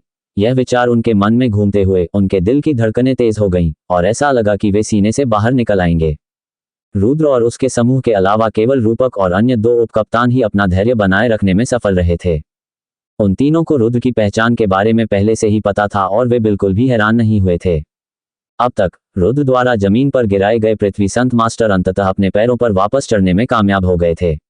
रुद्र के प्रहार से ऐसा सरल कार्य 100 गुना कठिन हो गया था। लेकिन अब जब वे उठ चुके थे तो पृथ्वी संत मास्टर्स केवल रुद्र को सदमे और भय की एक पूरी तरह से अलग अभिव्यक्ति के साथ देख सकते थे। आप एक स्वर्गीय संत गुरु हैं। काले कवच पहने एक अधेड़ उम्र का आदमी कांपती आवाज में चिल्लाया था। यह आदमी 6 कुलों में से एक का मुखिया था। अभी भी अपने सीने के पास सफेद बाघ के बच्चे को अपने हाथों में पकड़े हुए रुद्र ने अपनी आंखों में बर्फीली चमक के साथ बुरी तरह से घायल पृथ्वी संत मास्टर्स को देखा, लेकिन उसके चेहरे पर एक भावहीन भाव था जब उसने कहा, चूंकि आप सभी ने मेरे ब्लैकफायर भाड़े के सैनिकों के खिलाफ एक दूसरे के साथ गठबंधन बनाने का फैसला किया है, इसलिए मैं आपको आसानी से नहीं छोड़ूंगा। मेरे अधीन हो जाओ और समृद्ध हो जाओ, या मेरा विरोध करो और नष्ट हो जाओ। अपना निर्णय लें। दर्जन भर पृथ्वी संत मास्टर्स ने उसकी बातें सुनकर असहज महसूस किया, लेकिन उनमें से किसी ने भी जवाब में कुछ कहने की हिम्मत नहीं की। एक स्वर्गीय संत मास्टर की शक्ति इतनी अधिक थी कि उसका अंदाजा लगाना भी मुश्किल था और यह उन सभी को डर के मारे चुप रहने के लिए मजबूर करने के लिए पर्याप्त से अधिक थी। यदि कोई स्वर्गीय संत मास्टर उन्हें मारना चाहे तो यह चींटी को मारने के समान आसान होगा। जिस प्रकार एक चींटी में मनुष्य से अपनी रक्षा करने की शक्ति नहीं होती, उसी प्रकार इन लोगों में भागने की भी शक्ति नहीं होगी। अपने भाषण से रुद्र प्रांगण में पुनः शांति स्थापित करने में सफल हो गया था। कुछ देर बाद एक बुजुर्ग व्यक्ति आगे आया और उसके सामने घुटने टेककर आदरपूर्वक बोला, हे आदरणीय, मेरा नाम ग्रिफ है। मेरे ग्रिफ कबीले को आपके हाथ और पैर के रूप में सेवा करना और आपके ब्लैकफायर भाड़े के सैनिकों में शामिल होना सम्मान की बात लगेगी। ये बुजुर्ग स्वयं एक पृथ्वी संत मास्टर था और वह उस प्रांगण का भी स्वामी था जिसमें वे सभी खड़े थे। रुद्र ने मुस्कुराते हुए अपना सिर हिलाया, बहुत अच्छा। मेरे ब्लैकफायर भाड़े के सैनिक किसी के साथ अनुचित व्यवहार नहीं करेंगे। महामहिम की सेवा करने में सक्षम होना मेरे ग्रिफ कबीले के लिए एक बड़ा सम्मान होगा। इससे अधिक और क्या मांगा जा सकता है? ग्रिफ ने गंभीरता से कहा था। स्वर्गीय संत मास्टर के समूह में शामिल होना अधिकांश लोगों के लिए एक सपने के सच होने जैसा था। उन्हें न केवल सहारे के रूप में एक पर्वत प्राप्त हुआ, बल्कि उन्हें शक्ति का प्रतीक भी प्राप्त हुआ। हालांकि इसका मतलब यह था कि वे शक्ति धारक के रूप में अपनी स्थिति खो देंगे, फिर भी ब्लैकफायर भाड़े के सैनिकों में शामिल होने से उनकी स्थिति में काफी वृद्धि होगी। और इसलिए रुद्र ने बाकी पृथ्वी संत गुरुओं की ओर देखा। क्या आपने अभी तक अपना निर्णय ले लिया है? मेरे पास इंतजार करने के लिए पूरा दिन नहीं है। बहुत से लोग झिझकते हुए देख रहे थे। उनमें से सभी ग्रिफ की तरह नहीं थे और पहाड़ को सहारा देने के लिए उन्होंने जो कुछ भी बनाया था उसे त्याग सकते थे। उनमें से कई लोगों ने बहुत अधिक समय और खून बहाया था, जिसके कारण उन्हें आज जो कुछ मिला है वह नहीं मिल पाया और इसलिए वे उसके सामने अपना सिर झुकाने को तैयार नहीं थे। आध्या को यह समझ में आ गया कि वे सभी क्या सोच रहे थे जब उसने उनकी हिचकिचाहट देखी। निश्चिंत रहो, ब्लैकफायर भाड़े के सैनिकों में शामिल होने पर हम तुम्हारे अधिकार नहीं छीनेंगे। जब तक आप हमारे समूह का हिस्सा बने रहेंगे तब तक आपकी वर्तमान शक्ति बनी रहेगी, उसने बोला। ये सुनकर सभी की आंखें चमक उठीं और पुष्टि के लिए सभी ने रुद्र की ओर देखा। मुस्कुराते हुए रुद्र ने जवाब दिया, ठीक है। मेरे ब्लैकफायर भाड़े के सैनिकों में शामिल होने पर मैं आपके कुलों और संप्रदायों पर आपके अधिकार को नहीं छीनूंगा। आप उनका नेतृत्व वैसे ही कर सकते हैं जैसे आप अतीत में करते थे। हालांकि अब आप ब्लैकफायर भाड़े के सैनिकों के लाभ पर अधिक जोर देंगे। आप ऐसा कुछ भी नहीं करेंगे जिससे ब्लैकफायर भाड़े के सैनिकों को नुकसान पहुंचे या ब्लैकफायर भाड़े के सैनिकों को धोखा देने की कोशिश करें। यदि आप ऐसा कुछ करते हैं तो मुझे यकीन है कि मुझे आपको इसके परिणाम समझाने की आवश्यकता नहीं होगी। आखिरी पंक्ति बोलते समय रुद्र की आंखों में भारी चमक आ गई। तो फिर ठीक है, तब मेरा सौर संप्रदाय आपके ब्लैक फायर भाड़े के सैनिकों में शामिल हो जाएगा। मुझे आशा है कि आप अपने वचन वापस नहीं लेंगे और मुझे अपने संप्रदाय पर अधिकार बनाए रखने की अनुमति देंगे। अंततः एक बुजुर्ग ने उत्तर दिया, लेकिन निश्चित रूप से यह एक गारंटी है जो मैं देने को तैयार हूं। रुद्र ने सभी को आश्वस्त करने में मदद करने का वादा किया। रुद्र के वचन के बाद अन्य नेताओं को अब कोई चिंता नहीं रही। यहां तक कि 6 कुलों के प्रमुख ने भी अंततः ब्लैक फायर भाड़े के सैनिकों में शामिल होने का फैसला किया था। अब जब हर कोई उसके ब्लैक फायर भाड़े के सैनिकों में शामिल होने के लिए तैयार था तो रुद्र संतुष्ट था। अब जब ये लोग और उनके गुट उसके समूह में शामिल हो गए तो ब्लैक फायर भाड़े के सैनिकों की संख्या में तेजी से वृद्धि हुई। रूपक और अन्य 4 के साथ मिलकर भाड़े के सैनिकों के समूह में अब 20 या उससे अधिक पृथ्वी संत मास्टर्स थे। और अब ब्लैक फायर मर्केनरीज एक शक्तिशाली सेना थी। स्वाभाविक रूप से ये केवल सीतापुर राज्य जैसे छोटे राज्य के परिप्रेक्ष्य में था। पूरे फीनिक्स महाद्वीप के लिए वे अभी भी एक छोटे बच्चे से अधिक कुछ नहीं थे। जब आप वापस जाएंगे तो आप अपने पुराने साइन बोर्ड को फेंक देंगे और उसकी जगह ब्लैक फायर मर्सिनरीज के बैनर लगा देंगे। रुद्र ने आदेश दिया था। हाँ, प्रत्येक नेता ने एक साथ उत्तर दिया। वे सभी चतुर लोग थे। अब चूंकि वे ब्लैक फायर मर्सिनरीज में थे, उन्हें पता था कि वे कहाँ खड़े हैं। मैं आप सभी को अपनी चोटों से उबरने के लिए कुछ समय दूंगा, लेकिन अपने घरों में जो कुछ भी करने की जरूरत है उसका ध्यान रखना सुनिश्चित करें, क्योंकि जैसे ही आप सभी ठीक हो जाएंगे हम क्लाउड कैपिटल छोड़ देंगे। रुद्र बोला। हालांकि इन शब्दों ने सभी को चौंका दिया था। अगर हम क्लाउड कैपिटल छोड़ देते हैं तो इस शहर में हमने जो शक्ति बनाई है वह ... उद्धरण चिन्ह। उनमें से एक बुजुर्ग उस शक्ति आधार को छोड़ने को तैयार नहीं थे जिसे उन्होंने इतने वर्षों तक अपने खून पसीने से बनाया था। क्या इतनी सी शक्ति भी आपके अनिच्छुक होने के लिए पर्याप्त है? आप कितने अदूरदर्शी हैं। हमारे कप्तान का अनुसरण करें और वह आप सभी को महानता की ओर मार्गदर्शन करेंगे। इस छोटे से शहर में आप सभी के पास जो शक्ति है वह उस भविष्य की शक्ति की तुलना में बहुत कम है जो हमारा कप्तान हम सभी को प्रदान करेगा। रूपक चिल्लाया था और इस तरह सभी के दिलों में मौजूद संदेह धीरे धीरे दूर होने लगा। अब जब रुद्र ने उन सभी को उनके संबंधित कार्य दे दिए थे तो सभी ने अलग अलग रास्ते अपना लिए और वही करने लगे जो उन्हें करना चाहिए। उनमें से कोई भी पीछे नहीं रह गया था, यहाँ तक कि राजीव, रूपक और अन्य लोग भी चले गए थे। अब जबकि प्रमुख 6 कुलों और कई अन्य गुटों को उसके ब्लैक फायर भाड़े के सैनिकों में भर्ती कर लिया गया था तो क्लाउड कैपिटल में और कुछ भी ऐसा नहीं था जो रुद्र को आकर्षित करता हो। मात्र 3 दिन में ही रुद्र ने शहर की संपूर्ण सत्ता पर एकाधिकार कर लिया था। वाह भाई, तुम तो बहुत ताकतवर हो। उनमें से प्रत्येक व्यक्ति बिना किसी प्रश्न के ब्लैक फायर भाड़े के सैनिकों में शामिल हो गया।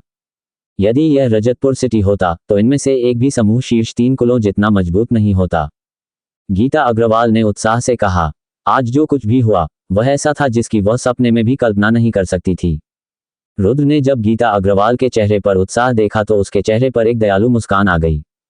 ये तथ्य कि उसने उसे भाई कहा था रुद्र को एक सुखद अनुभूति दे रहा था। गीता अग्रवाल को हर तरह के नुकसान से बचाने के अपने कर्तव्य के अलावा रुद्र को अब यह महसूस होने लगा कि एक बड़े भाई के रूप में उसका ये कर्तव्य भी है कि वह उसे खुश रखे। गीता अग्रवाल, चूंकि आपने अपना संत अस्त्र अभी तक सघन नहीं किया है, इसलिए आपको यह सुनिश्चित करना होगा कि आप साधना में कड़ी मेहनत करती रहें। जब तक आप मजबूत हैं आप वह सब करने में सक्षम होंगे जो आप करने का मन बनाते हैं। यदि आपको खेती के लिए कुछ राक्षस कोर की आवश्यकता है तो बेझिझक मुझसे मांगें। रुद्र बोला। उसके चेहरे पर तुरंत ही एक खटास फैल गई। भैया, ऐसा नहीं है कि मैं पर्याप्त प्रयास नहीं कर रही हूँ। ऐसा इसलिए है क्योंकि मेरी प्रतिभा आपकी तरह नहीं है। चाहे मैं कितना भी प्रयास करूं, मेरी गति बहुत धीमी है। मेरी उम्र 18 साल है और मैं अभी सेंट फोर्स की 6ठी परत पर ही हूं। मुझे डर है कि 10वीं परत तक अभी भी बहुत लंबा समय है। लेकिन फिर उसके चेहरे पर एक मीठी मुस्कान आ गई और वह हंसने लगी। लेकिन यह महत्वपूर्ण नहीं है। जब तक मेरी रक्षा करने के लिए तुम्हारे जैसा भाई मेरे पास है, कोई भी मुझे धमकाने की हिम्मत नहीं करेगा। रुद्र ने मुस्कुराते हुए कहा। गीता अग्रवाल, तुम कुछ ज्यादा ही सरल सोच रही हो। मैं उतना अजेय नहीं हूं जितना आप सोचते हैं। सच तो यह है कि मेरे कंधों पर भारी बोझ है। गीता अग्रवाल ने आंखें मटकाते हुए उत्सुकता से रुद्र की ओर देखा। भैया, तुम्हारे कंधों पर ऐसा कौन सा बोझ है? रुद्र के होठों से एक आह निकल गई थी। वह इस समस्या पर चर्चा नहीं करना चाहता था और इसलिए उसने विषय बदलने का फैसला किया था। गीता अग्रवाल, यद्यपि साधना के प्रति आपकी योग्यता फीकी है, फिर भी बहुत से दिव्य संसाधन हैं जो इसे बदल सकते हैं। जब तक हमें एक नहीं मिल जाता तब तक प्रतीक्षा करो। मैं तुम्हारे लिए एक खरीदूंगा और देखूंगा कि तुम्हें खेती का एक नया मौका मिल जाए। कोई भी स्वर्गीय संसाधन जो ऐसा कर सकता है उसकी आयु बहुत ही प्राचीन होनी चाहिए। इस महाद्वीप पर ऐसे स्थान बहुत कम हैं तथा उनमें से प्रत्येक का मूल्य लगभग एक शहर के बराबर सोने के बराबर है। केवल एक बहुत ही मजबूत और समृद्ध राज्य के पास ही ये स्वर्गीय संसाधन उपलब्ध हो सकते थे। मगध या सीतापुर जैसे राज्य को कभी भी ऐसा अवसर नहीं मिला। दूसरे शब्दों में कहें तो ऐसा कोई भी व्यक्ति मिलना बहुत दुर्लभ होगा। आमतौर पर बहुत शांत रहने वाले दक्ष ने कहा, जब तक हमें अन्वेषण का अवसर न मिले तब तक प्रतीक्षा करें। मैं वहां जाकर यह पता लगाने की पूरी कोशिश करूंगा कि क्या वहां कोई ऐसा स्वर्गीय संसाधन है जो इस विवरण से मेल खाता हो। रुद्र हंसा। फिलहाल रुद्र के पास सोने की इतनी मात्रा थी कि वह एक राज्य के बराबर था, लेकिन स्वर्गीय संसाधन के लिए धन की हानि उसे बिल्कुल परेशान नहीं करेगी। और यहां तक कि गीता अग्रवाल ने भी अपने दिल में एक मधुर गर्मजोशी और चेहरे पर एक मुस्कान महसूस की थी जब उसने देखा कि रुद्र उसके प्रति कितना चिंतित था। इतना कहने के बाद रुद्र ने अपना ध्यान राघव की ओर लगाया, जो उस समय अपनी जादुई पशु सवारी पर पत्थर की तरह शांत बैठा था। राघव के व्यक्तित्व और उसकी अभिव्यक्ति का अर्थ जानने के बाद रुद्र यह बता सकता था कि राघव को महाद्वीप पर जीवित रहने के लिए समायोजित होने में अभी भी कुछ समय लगेगा। राघव, अब तक आपने जो कुछ भी व्यक्तिगत रूप से देखा है वह फीनिक्स महाद्वीप के लिए सामान्य बात है। एक ऐसा महाद्वीप जहां ताकतवर लोग कमजोर लोगों को खाते हैं और जहां केवल ताकतवर लोगों को ही बोलने का अधिकार है। जीवित रहने के लिए आपको मजबूत होना चाहिए और बिना ताकत के किसी भी चर्चा का कोई मतलब नहीं है। रुद्र बोला। जब राघव ने रुद्र की ओर देखा तो उसके चेहरे पर उदासी के भाव थे। रुद्र, ये दुनिया बहुत क्रूर है। मुझे ऐसा लगता है जैसे यह वह देश है जहां डाकू घूमते हैं। यह एक उपयुक्त उदाहरण है। दुनिया हमेशा से ऐसी ही रही है। बिना शक्ति के आप केवल दूसरों द्वारा धमकाए जाएंगे। शक्ति मिलने पर हर कोई आपसे डरेगा और आपको क्रोधित करने का साहस नहीं करेगा। ग्रिफ कबीले के आंगन में जो कुछ हुआ वह इसका सबूत है। रुद्र हंसा। हा, बड़े आदमी, तुम पहले से ही इतने बड़े व्यक्ति हो और तुम्हारा चेहरा भी इतना बुरा लग रहा है, लेकिन तुम्हारा दिल साफ है, क्या ट्विस्ट है? राजीव हंसा। जब राजीव ने राघव से बात की थी तो उसका चेहरा लाल हो गया था, लेकिन उसे जवाब देने के बजाय राघव ने चुप रहना ही उचित समझा था। रुद्र की नजरें उसके बगल में खड़ी आध्या पर टिकी थीं। उसने एक सफेद वस्त्र पहना था जो उसकी परिष्कृत सुंदरता को और अधिक उजागर कर रहा था। यह कोई आश्चर्य की बात नहीं थी कि एक राजकुमारी के रूप में उसे एक राज्य को घुटनों पर लाने के लिए भी सुंदर कहा गया था। हालांकि उसकी आंखों में अपराध बोध की झलक थी। वह उसकी मंगेतर थी, लेकिन उसे नहीं पता था कि अब उसे उसके साथ कैसा व्यवहार करना चाहिए। उसके मन में भी यह विचार नहीं था कि श्रुति के साथ कैसा व्यवहार किया जाए। वह उससे प्यार करती थी और उसके माता पिता ने उसकी सगाई आध्या से कर दी थी, लेकिन उन्होंने व्यक्तिगत रूप से इसके बारे में कुछ नहीं सोचा था। यहाँ तक कि अब भी उसे यह नहीं पता था कि इस प्रश्न का उत्तर कैसे दिया जाए। अब जबकि वह स्वयं फीनिक्स महाद्वीप पर जीवन का अनुभव कर चुका था, रुद्र इस अनुभव से बहुत सारे शत्रुओं के साथ बाहर आया था। इनमें से कुछ शत्रु तो अकेले में रहने वाले संत शासक थे और ये तनाव का मुख्य स्रोत था उनके कंधों पर इतना भारी बोझ कि वह पहाड़ के समान हो सकता था। अपनी ताकत बढ़ाने के लिए रुद्र को घर बसाने के अनावश्यक विचारों को त्यागना पड़ा। संत शासकों की नज़र में सभी चींटियां थीं। ये बात जियानचे जानता था और वह ये भी जानता था कि जब तक उसके पास एक संत शासक की ताकत नहीं होगी वह महाद्वीप में अपनी स्थिति नहीं बना पाएगा। लेकिन संत शासक बनना इतना आसान कैसे हो सकता है? यद्यपि रुद्र ने पवित्र भूमि में अपने प्रवास के दौरान दुनिया के रहस्यों के कुछ अंशों को आत्मसात करने में सफलता प्राप्त कर ली थी, फिर भी उस क्षेत्र से संपर्क स्थापित करने से पहले उसे अभी भी एक लंबा सफर तय करना था। जब आध्या ने देखा कि रुद्र उसकी ओर ध्यान से देख रहा है तो उसका चेहरा थोड़ा लाल हो गया था। एक शर्मीली हिरनी की तरह धीरे से उसके पास आकर उसने फुसफुसाते हुए पूछा, रुद्र, क्या तुम्हें कुछ चाहिए था? जैसे कि उसे झकझोर कर जगाया गया हो, रुद्र ने उसे एक चमकदार मुस्कान दी। आध्या, ये पहली बार है जब तुमने भी महाद्वीप की यात्रा की है। क्या तुम इस बात के आदी हो गए हो कि एक घुमक्कड़ का जीवन अब कैसा होता है? मधुर मुस्कान के साथ आध्या ने जवाब दिया, मुझे ये जीवन शैली बहुत पसंद है। हर दिन एक नया दिन है जब मुझे दुनिया में कुछ नया देखने और अनुभव करने का मौका मिलता है। इस दुनिया में बहुत कुछ ऐसा है जो महल में देखने लायक नहीं है। हर दिन बोरियत और एक ही दृश्य में बीतता था और महल से बाहर निकलना बहुत कष्टदायक था। अतीत में मैं पवित्र प्रकाश अकादमी की पुस्तकों के माध्यम से ये देखने में सक्षम था कि दुनिया कैसी दिखती होगी। ये किताबें ही थी जिन्होंने मुझ में महाद्वीप की यात्रा करने की इच्छा जगाई और अब मैं अंततः खुद वहां की जगहों को देख सकता हूँ। आध्या खुशी से मुस्कुराई। दुनिया भले ही शानदार हो, लेकिन इसमें जितने दृश्य हैं उतने ही खतरे भी हैं। दुनिया के हर स्थान पर बहुत सारे जोखिम और खतरे हैं जो मौत की लड़ाई में परिणत हो सकते हैं। हर दिन एक ऐसा दिन है जब एक व्यक्ति मरेगा। एक शांतिपूर्ण जीवन ऐसी चीज नहीं है जिसे कोई भी अनुभव कर सके। चेहरे पर थोड़ी कड़वाहट के साथ आद्या ने उसे जवाब दिया, रुद्र, आपकी ताकत महाद्वीप को पार करने के लिए पर्याप्त से कहीं अधिक है। आखिर आपके कंधों पर ऐसा कौन सा बोझ है जिसे आप जीवन का थोड़ा सा आनंद लेने के लिए नीचे नहीं ला सकते? रुद्र ने आह भरी, मेरे कंधे पर जो बोझ है उसे मैं नीचे नहीं रख सकता। अभी भी कुछ ऐसे मामले हैं जिन्हें मुझे सुलझाना है। कैसे मामले हैं, क्या आप हमें बताएंगे? आद्या ने उत्सुकता से पूछा। रुद्र ने सिर हिलाया, ऐसा नहीं है कि मैं तुम्हें बताना नहीं चाहता, बात बस इतनी है कि तुम्हें उत्तर जानने से कोई लाभ नहीं होगा। चलिए अब हम बातचीत बंद करें और चर्चा करें कि ब्लैकफायर भाड़े के सैनिकों के लिए आपके पास क्या योजना है, ठीक है? और इस प्रकार समूह ने ब्लैकफायर भाड़े के सैनिकों के मामलों पर चर्चा शुरू कर दी, क्योंकि वे अपने सराय की ओर वापस जा रहे थे। यद्यपि अब उन्होंने क्लाउड कैपिटल के भीतर हर एक शक्तिशाली गुट पर एकाधिकार कर लिया था, फिर भी वे पहले की तरह सराय के भीतर ही रह रहे थे। जिस समय वे सराय में दाखिल हुए उसी समय ब्लैकफायर मर्सिनरीज में शामिल होने वाले सभी नेता भी घर पहुंच चुके थे। सबसे पहला काम जो उन्होंने किया वह यह था कि किसी को अपने साइन बोर्ड को फाड़ने के लिए कहा और उसकी जगह ब्लैकफायर मर्सिनरीज का नाम लिख दिया। रुद्र की गतिविधियां क्लाउड कैपिटल के चारों ओर अविश्वसनीय गति से फैल गई थीं। जल्द ही लगभग सभी लोगों ने यह सुन लिया और जान लिया कि किस प्रकार शक्ति का संतुलन पूरी तरह से बिखर चुका है। अतीत में कई गुट एक दूसरे के खिलाफ लड़ते थे, लेकिन अब केवल एक ही गुट बचा है। 3 दिनों तक ब्लैकफायर के भाड़े के सैनिक शहर में रहे और उन्होंने सभी की अपेक्षाओं पर खरा उतरने में सफलता प्राप्त की, इसलिए पूरे शहर में इस विषय पर चर्चा होने लगी। जब मेघ राजधानी के स्वामी ने स्वयं ये सुना कि क्या घटित हुआ था, तो उसका पूरा शरीर बोर्ड की तरह कठोर हो गया। वह इस बात पर विश्वास ही नहीं कर सका कि उसने क्या सुना था। जो 10 या उससे अधिक गुट कभी अलग अलग थे, वे अब एकजुट हो गए थे। अपनी शक्तियों के एकजुट होने के कारण वे अब न केवल नगर के स्वामी से अधिक शक्तिशाली थे, बल्कि सीतापुर साम्राज्य के अधिकांश गुटों से भी अधिक शक्तिशाली थे, एक ऐसा तथ्य जिसके बारे में सोचना पूरी तरह से चौंकाने वाला था। अब स्वामी के सामने एक बहुत गंभीर समस्या आ खड़ी हुई थी। शहर के स्वामी के रूप में उनकी शक्ति अब केवल दिखावे के लिए रह गई थी, और यदि ब्लैकफायर के भाड़े के सैनिक शहर में कुछ करने की कोशिश भी करते, तो उनके पास किनारे खड़े होकर देखने के अलावा कोई विकल्प नहीं होता। ब्लैकफायर मर्चेंडरीज का कप्तान किस तरह का भगवान है? अगर वह अपने झंडे तले इतने सारे गुटों को एकजुट करने में सक्षम है, तो वह किस चीज से बना है? भगवान ने संकुचित आंखों से कहा था। ब्लैकफायर भाड़े के सैनिकों की मजबूती के कारण उस व्यक्ति को काफी असुविधा हुई थी। ब्लैकफायर मर्चेंडरीज पहले से ही एक ऐसे बिंदु तक विकसित हो चुके हैं जहां मैं भी उनके बारे में कुछ नहीं कर सकता। अब मुझे बस इतना ही करना है कि मैं इसकी सूचना राजा को दूं। राजा ने शीघ्रता से शाही महल को भेजने के लिए एक पत्र लिखने से पहले कुछ बुदबुदाया। लगभग आधे दिन बाद सीतापुर राज्य के शाही महल में राजा अपने अध्ययन कक्ष में बैठे थे जब उन्हें यह पत्र मिला।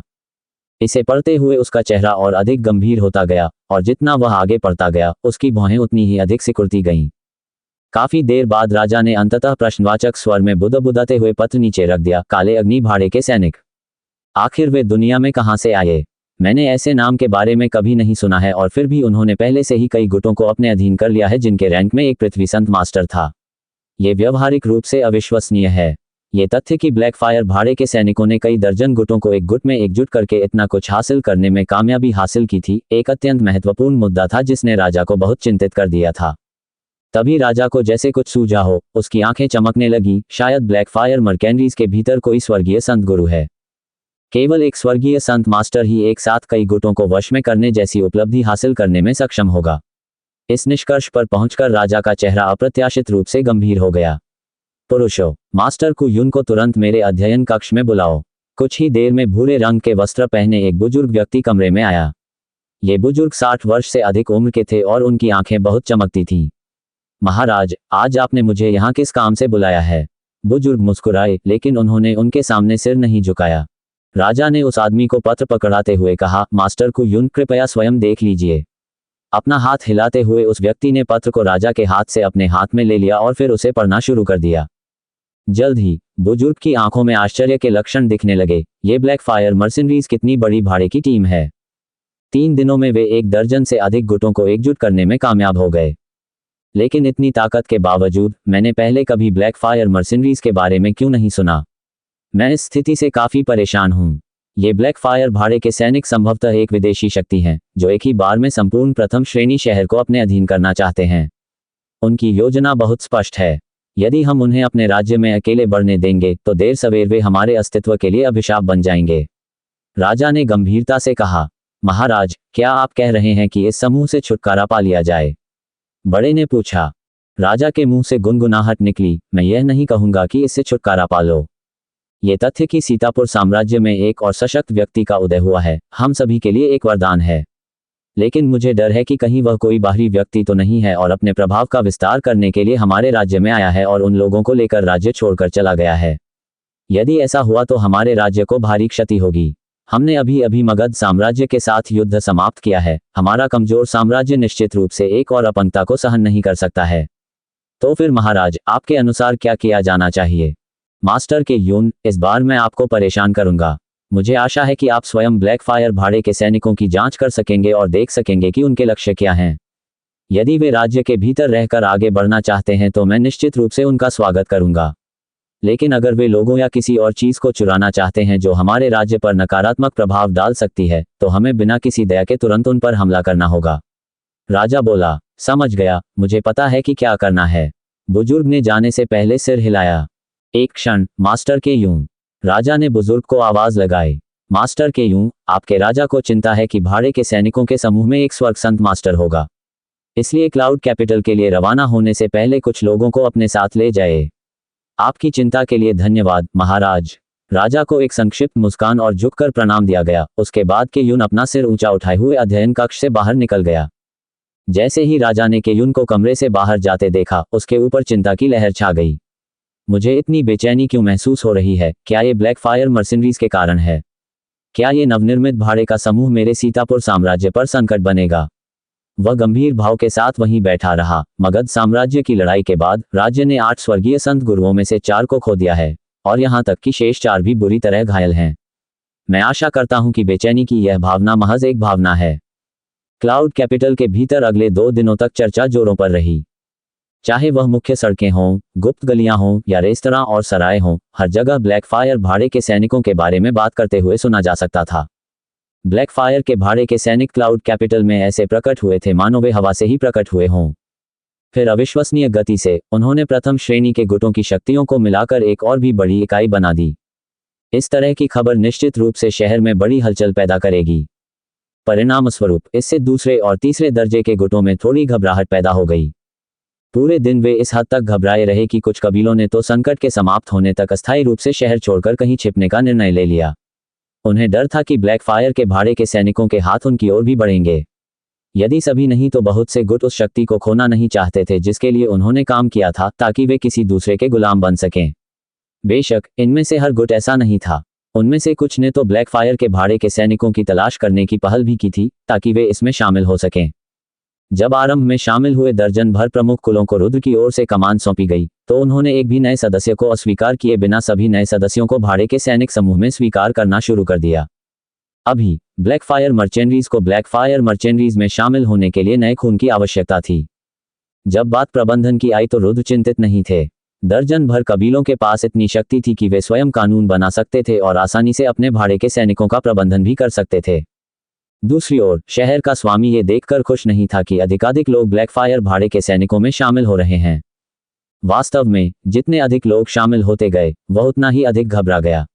अपने शहर में चल रहे इस अराजक तूफान को कम करने के लिए उनकी ओर से कुछ भी नहीं किया जा सकता था, सिवाय इसके कि वे चुपचाप किनारे पर खड़े रहें और आशा करें कि राज्य से कोई हस्तक्षेप करने के लिए आएगा। ये सौभाग्य की बात है कि सभी जंगली भाड़े के सैनिक किसी मिशन पर निकले हैं, अन्यथा वे भी इस गड़बड़ी में शामिल हो सकते थे। भगवान बुदबुदाए। पलक झपकते ही यह भंवर और भी बड़ा हो गया। अब 4 दिन बीत चुके थे और ब्लैकफायर भाड़े के सैनिकों ने और भी अधिक गुटों को अपने कब्जे में लेना जारी रखा था। शहर में जो कुछ हुआ था उसकी खबर पूरे सीतापुर राज्य तक पहुंच गई थी। चाहे वह बड़ा शहर हो या छोटा, उनमें से हर एक ने उसके बारे में सुना था। चाहे लोगों को विश्वास हो या ना हो, उन्हें जो समाचार मिला उससे सीतापुर साम्राज्य में आमूलचूल परिवर्तन आ गया था। एक नए शक्तिशाली गुट का उदय हो गया था। बादलों की राजधानी से काफी दूर प्रथम श्रेणी का रंगोली शहर था। शहर की सबसे बड़ी हवेली में एक अधेड़ उम्र का आदमी खड़ा था। सफेद वस्त्र पहने यह व्यक्ति अपने दोनों हाथ पीठ के पीछे रखे सामने के तालाब को देख रहा था। ये थे रंगोली नगर के स्वामी। लगभग विचलित भाव से स्वामी अपने आप से बुदबुदाने लगे, आह कितना अप्रत्याशित। ये सचमुच एक अप्रत्याशित घटना है। मधुबन शहर में मूल रूप से कमजोर और तुच्छ भाड़े के सैनिकों का समूह अचानक इतना शक्तिशाली हो गया कि उसने कुछ ही दिनों में पूरे क्लाउड कैपिटल पर कब्जा कर लिया। ऐसा परिवर्तन पूरी तरह अकल्पनीय है। उसी हवेली के दूसरे कमरे में ओलिवर और माइकल बैठे थे। एक मेज पर बैठे हुए वे दोनों शराब की बोतल पर एक दूसरे से चर्चा कर रहे थे।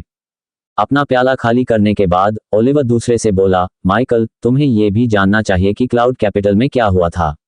क्या आपको लगता है कि वहां मौजूद ब्लैकफायर के भाड़े के सैनिक वही हैं जो मधुबन शहर से हैं? मैं करता हूं, माइकल बोला। दोनों में से वह एक शांतचित्त व्यक्ति था, इसलिए उसने अपने शब्दों को सोने की तरह संजोकर रखा था और उन्हें आसानी से नहीं कहा था। तुम्हें इतना यकीन कैसे है? ओलिवर ने दबाव डाला। रुद्र की शक्ति हमारे लिए अज्ञात है, लेकिन छठे चक्र के पृथ्वी संत गुरु को उसकी इच्छानुसार काम करने देना, ये वही है, माइकल बोला। उसके मन में संदेह और उलझन थी, लेकिन उसके चेहरे पर ऐसी कोई भावना नहीं दिख रही थी। एक ही घूंट में अपना पूरा प्याला पीकर ओलिवर ने आह भरी। यह विश्वास करना सचमुच कठिन है कि रुद्र ने मात्र 2 वर्षों में इतना कुछ हासिल कर लिया है। 2 साल पहले कहा गया था कि वह भाड़े के सैनिकों की सभा में शामिल हो गए थे। क्या वहां रहते हुए उन्हें किसी प्रकार का वरदान मिला था? ये बहुत दुख की बात है कि मर्सिनरी सिटी हमारे राज्य से बहुत दूर है। केवल सबसे महत्वपूर्ण खबरें ही यहां तक पहुंच पाती हैं। रुद्र इस समय मेघ राजधानी की सराय में अपने पलंग पर बैठा हुआ था। जब वह कुछ करने की कोशिश कर रहा था, लिटिल व्हाइट मनोरंजन के लिए बिस्तर की चादर पर लौटता रहा। ये सौभाग्य की बात थी कि कवच बहुत ही साधारण और सस्ता था, क्योंकि वह पहले ही बाघ के बच्चे के पंजों से टुकड़े टुकड़े हो चुका था। रुद्र कई दिनों से सराय से बाहर नहीं निकला था और अपना समय अपने कमरे में साधना करते हुए बिता रहा था, ताकि बाकी सभी के पूरी तरह से स्वस्थ होने और बादलों की राजधानी से बाहर निकलने से पहले बाकी काम पूरा करने का इंतजार कर सके। ब्लैकफायर मर्सिनरीज के कप्तान, तुरंत हमसे मिलने आइए। अचानक गड़गड़ाहट जैसी आवाज आसमान में गूंज उठी। वक्ता की आवाज इतनी जोरदार थी कि ऐसा लग रहा था मानो दुनिया ही हिल गई हो। सड़कें हिल गईं और इमारतें हिलने लगी, यहाँ तक कि बादल भी हट गए थे और उनके पीछे सूरज दिखाई देने लगा था। हर किसी ने वह आवाज सुनी थी जो संभवतः किसी देवता की थी। एक क्षण के लिए पूरा क्लाउड कैपिटल शांत हो गया, फिर अचानक शोर का कोलाहल फैल गया। हर कोई अपना सिर आसमान की ओर घुमा रहा था, मानो उस आवाज की उत्पत्ति का पता लगाने की कोशिश कर रहा हो। मैं उन्हें देख रहा हूं, देखो, वहां पर आसमान में 2 आदमी, वे स्वर्ग के संत गुरु हैं। अचानक एक उत्तेजित अधेड़ व्यक्ति ने ऊंची आवाज में चिल्लाते हुए आकाश में एक बिंदु की ओर इशारा किया। शहर में सभी लोगों के सिर उस ओर मुड़े जिस ओर उस आदमी ने इशारा किया था, और सचमुच वहां आसमान में 2 छोटे छोटे चींटी जैसे बिंदु दिखाई दिए। यद्यपि वे आकार में छोटे थे, परंतु उनसे निकलने वाली शक्ति उन्हें नश्वर संसार पर उतरते हुए देवताओं जैसा प्रतीत कराती थी। वे 2 स्वर्गीय संत गुरु हैं। उन्हें ब्लैकफायर भाड़े के सैनिकों से लड़ने के लिए यहां आना होगा। अब उनके लिए सब कुछ खत्म हो चुका है। ब्लैकफायर भाड़े के सैनिकों के लिए एक ऐसी विपत्ति है। यहां 2 स्वर्गीय संत मास्टर्स के साथ वे निश्चित रूप से बर्बाद हो गए हैं। सभी लोग इस विषय पर छुपी हुई खुशी के साथ जोर शोर से चर्चा कर रहे थे, लेकिन जो लोग पहले ही ब्लैकफायर मर्सिनरीज में शामिल हो चुके थे, उनका चेहरा पीला पड़ चुका था। शहर का स्वामी अपने भवन से बाहर आया और दोनों स्वर्गीय संत गुरुओं को आकाश की ओर देखने लगा। 2 स्वर्गीय संत गुरु, महामहिम ने उनके ऊपर 2 भेजे हैं। महान, ये शानदार है। ब्लैकफायर के भाड़े के सैनिक अब निश्चित रूप से बर्बाद हो गए हैं। क्लाउड कैपिटल के हर हिस्से से ब्लैकफायर मर्सिनरीज के साथ गठबंधन करने वाले कई दर्जन गुट बाहर आ गए। जब उन्होंने 2 स्वर्गीय संत गुरुओं को आसमान में उड़ते देखा तो उनके चेहरे पीले पड़ गए। जिन लोगों को जबरन शामिल किया गया था उनके चेहरों पर खुशी थी, लेकिन जो लोग स्वेच्छा से शामिल हुए थे उनके चेहरों पर भय की झलक थी। एक अकेला स्वर्ग संत मास्टर ही उन्हें चिंतित करने के लिए पर्याप्त था, लेकिन 2 स्वर्गीय संत मास्टर्स के कारण उन पर बहुत अधिक दबाव था। अपने कमरे के अंदर से रुद्र ने धीरे से अपनी आंखें खोलकर ऊपर देखा। उसी समय उसके कमरे का दरवाजा खुला और राजीव तथा अन्य लोग सामने आ गए। रुद्र, 2 स्वर्गीय संत गुरु यहाँ हैं। वे कितने उछल कूद कर रहे हैं कि आसमान में इधर उधर घूम रहे हैं। क्या वे सोचते हैं कि कोई नहीं जानता कि वे कौन हैं? हाँ, अगर वे इसे आजमाने को तैयार हैं तो मैं उन्हें तब तक बुरी तरह पीटूंगा जब तक वे भाग नहीं जाते। राजीव हंसा। उनकी नज़र में स्वर्ग संत मास्टर कोई ऐसी अगम्य सत्ता नहीं थी जिसका वे पीछा न कर सकें। ब्लैकफायर भाड़े के सैनिकों के कप्तान, तुरंत बाहर आइए। यह मत सोचो कि कछुए की तरह शहर में छिपने से तुम्हें मदद मिलेगी। इस बार एक और आवाज आसमान से गूंजती हुई निकली थी। ऊंची आवाज सुनकर राजीव क्रोधित हो गया। आखिर वह कौन है जो इतना आक्रामक बोल रहा है? रुद्र के चेहरे पर एक ठंडी मुस्कान उभर आई। यहीं रुको, मैं स्वयं उनका स्वागत करने जाऊंगा।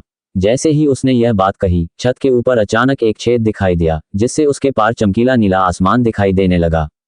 एक क्षण भी नहीं बीता था कि रुद्र अपने बिस्तर से उठकर आकाश में गायब हो गया। मेघ राजधानी के आसमान के ऊपर सीतापुर साम्राज्य के दो स्वर्गीय संत गुरु धरती पर ऐसे खड़े थे जैसे दो देवता नश्वर लोक पर नजर रख रहे हों, और नीचे सड़कों पर खड़े अनगिनत लोग अपनी गर्दनें ऊपर उठाकर देख रहे थे। इन दो स्वर्गीय संत गुरुओं के लिए हर कोई केवल प्रशंसा और असीम पूजा के भाव से उन्हें देख सकता था। स्वर्ग संत मास्टर्स का क्षेत्र एक ऐसा क्षेत्र था जिसे भाड़े के सैनिक केवल लालसा से ही देख सकते थे। इस क्षेत्र तक पहुंचने की बातें महज बातें ही थीं। सीतापुर राज्य के लाखों लोगों में से 10 भी स्वर्गीय संत नहीं थे। अचानक आसमान में प्रकाश की एक नीली रेखा चमक उठी। पलक झपकते ही प्रकाश 500 मीटर ऊपर उठकर दोनों स्वर्गीय संत गुरुओं के निकट पहुंच गया। इस रोशनी की गति इतनी तेज थी कि सड़क पर खड़े लोग इसे स्पष्ट रूप से नहीं देख पाए थे और न ही यह पता लगा पाए थे कि यह कहां से आई है। सब लोग देखो, एक और स्वर्गीय संत मास्टर प्रकट हुए हैं। क्या आपको लगता है कि वह ब्लैकफायर मर्केंडरीज के कप्तान हैं? उसे होना ही चाहिए, लेकिन मैंने नहीं सोचा था कि यहाँ कोई दूसरा स्वर्गीय संत मास्टर होगा। उस कप्तान की गति कितनी तेज है, मैं तो ये भी नहीं समझ पाया कि यह कहाँ से आ रहा था। वह बहुत शक्तिशाली होगा। हम इस बार हमारे राज्य से 2 स्वर्गीय संत मास्टर उसका स्वागत करने आए हैं। चाहे ये कप्तान कितना भी शक्तिशाली क्यों न हो, वह किसी भी तरह से 2 हेवन सेंट मास्टर्स का मुकाबला नहीं कर सकता। इस समय शहर में हर किसी की निगाहें आसमान के नज़ारे पर टिकी हुई थीं। चाहे वे कुछ भी कर रहे हों, हर कोई केवल इस शानदार दृश्य को देख सकता था और एक दूसरे से उग्रता से चर्चा कर सकता था।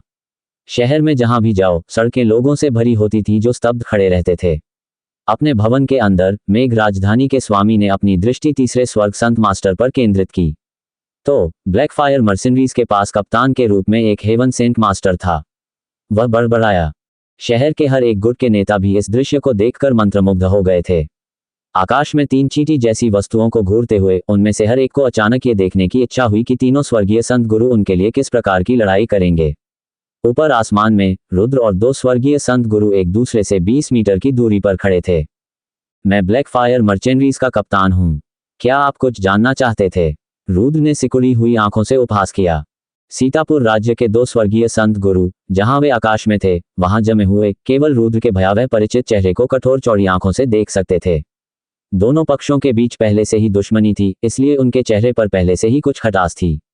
ब्लैकफायर मर्चेंडरीज के कप्तान आप थे, स्वर्ग के एक संत ने कहा। उसके चेहरे पर जो भाव था वह बिना किसी निशान के गायब हो गया। रुद्र ठंडी हंसी हंसा। ठीक है, ये यही है। चूंकि आप मुझे बुलाने पर इतने अड़े हुए थे, तो क्या आप मुझसे कुछ कहना चाहते थे? रुद्र के चेहरे पर अचानक हत्या की चिंगारी उभर आई। रुद्र की आंखों में हत्या की मंशा को महसूस करते हुए दोनों स्वर्गीय संत गुरुओं के हृदय सतर्कता से तनावग्रस्त हो गए। उन्होंने पहली बार एक दूसरे को मगध साम्राज्य के साथ युद्ध में देखा था, और वहीं उन्होंने इस युवक को तेजपुर के स्वर्गीय संत गुरुओं और सीतापुर साम्राज्य को मारते हुए देखा था। अंत में सीतापुर साम्राज्य के 8 स्वर्गीय संत गुरुओं में से केवल 4 ही अपनी जान बचाकर भाग पाए थे।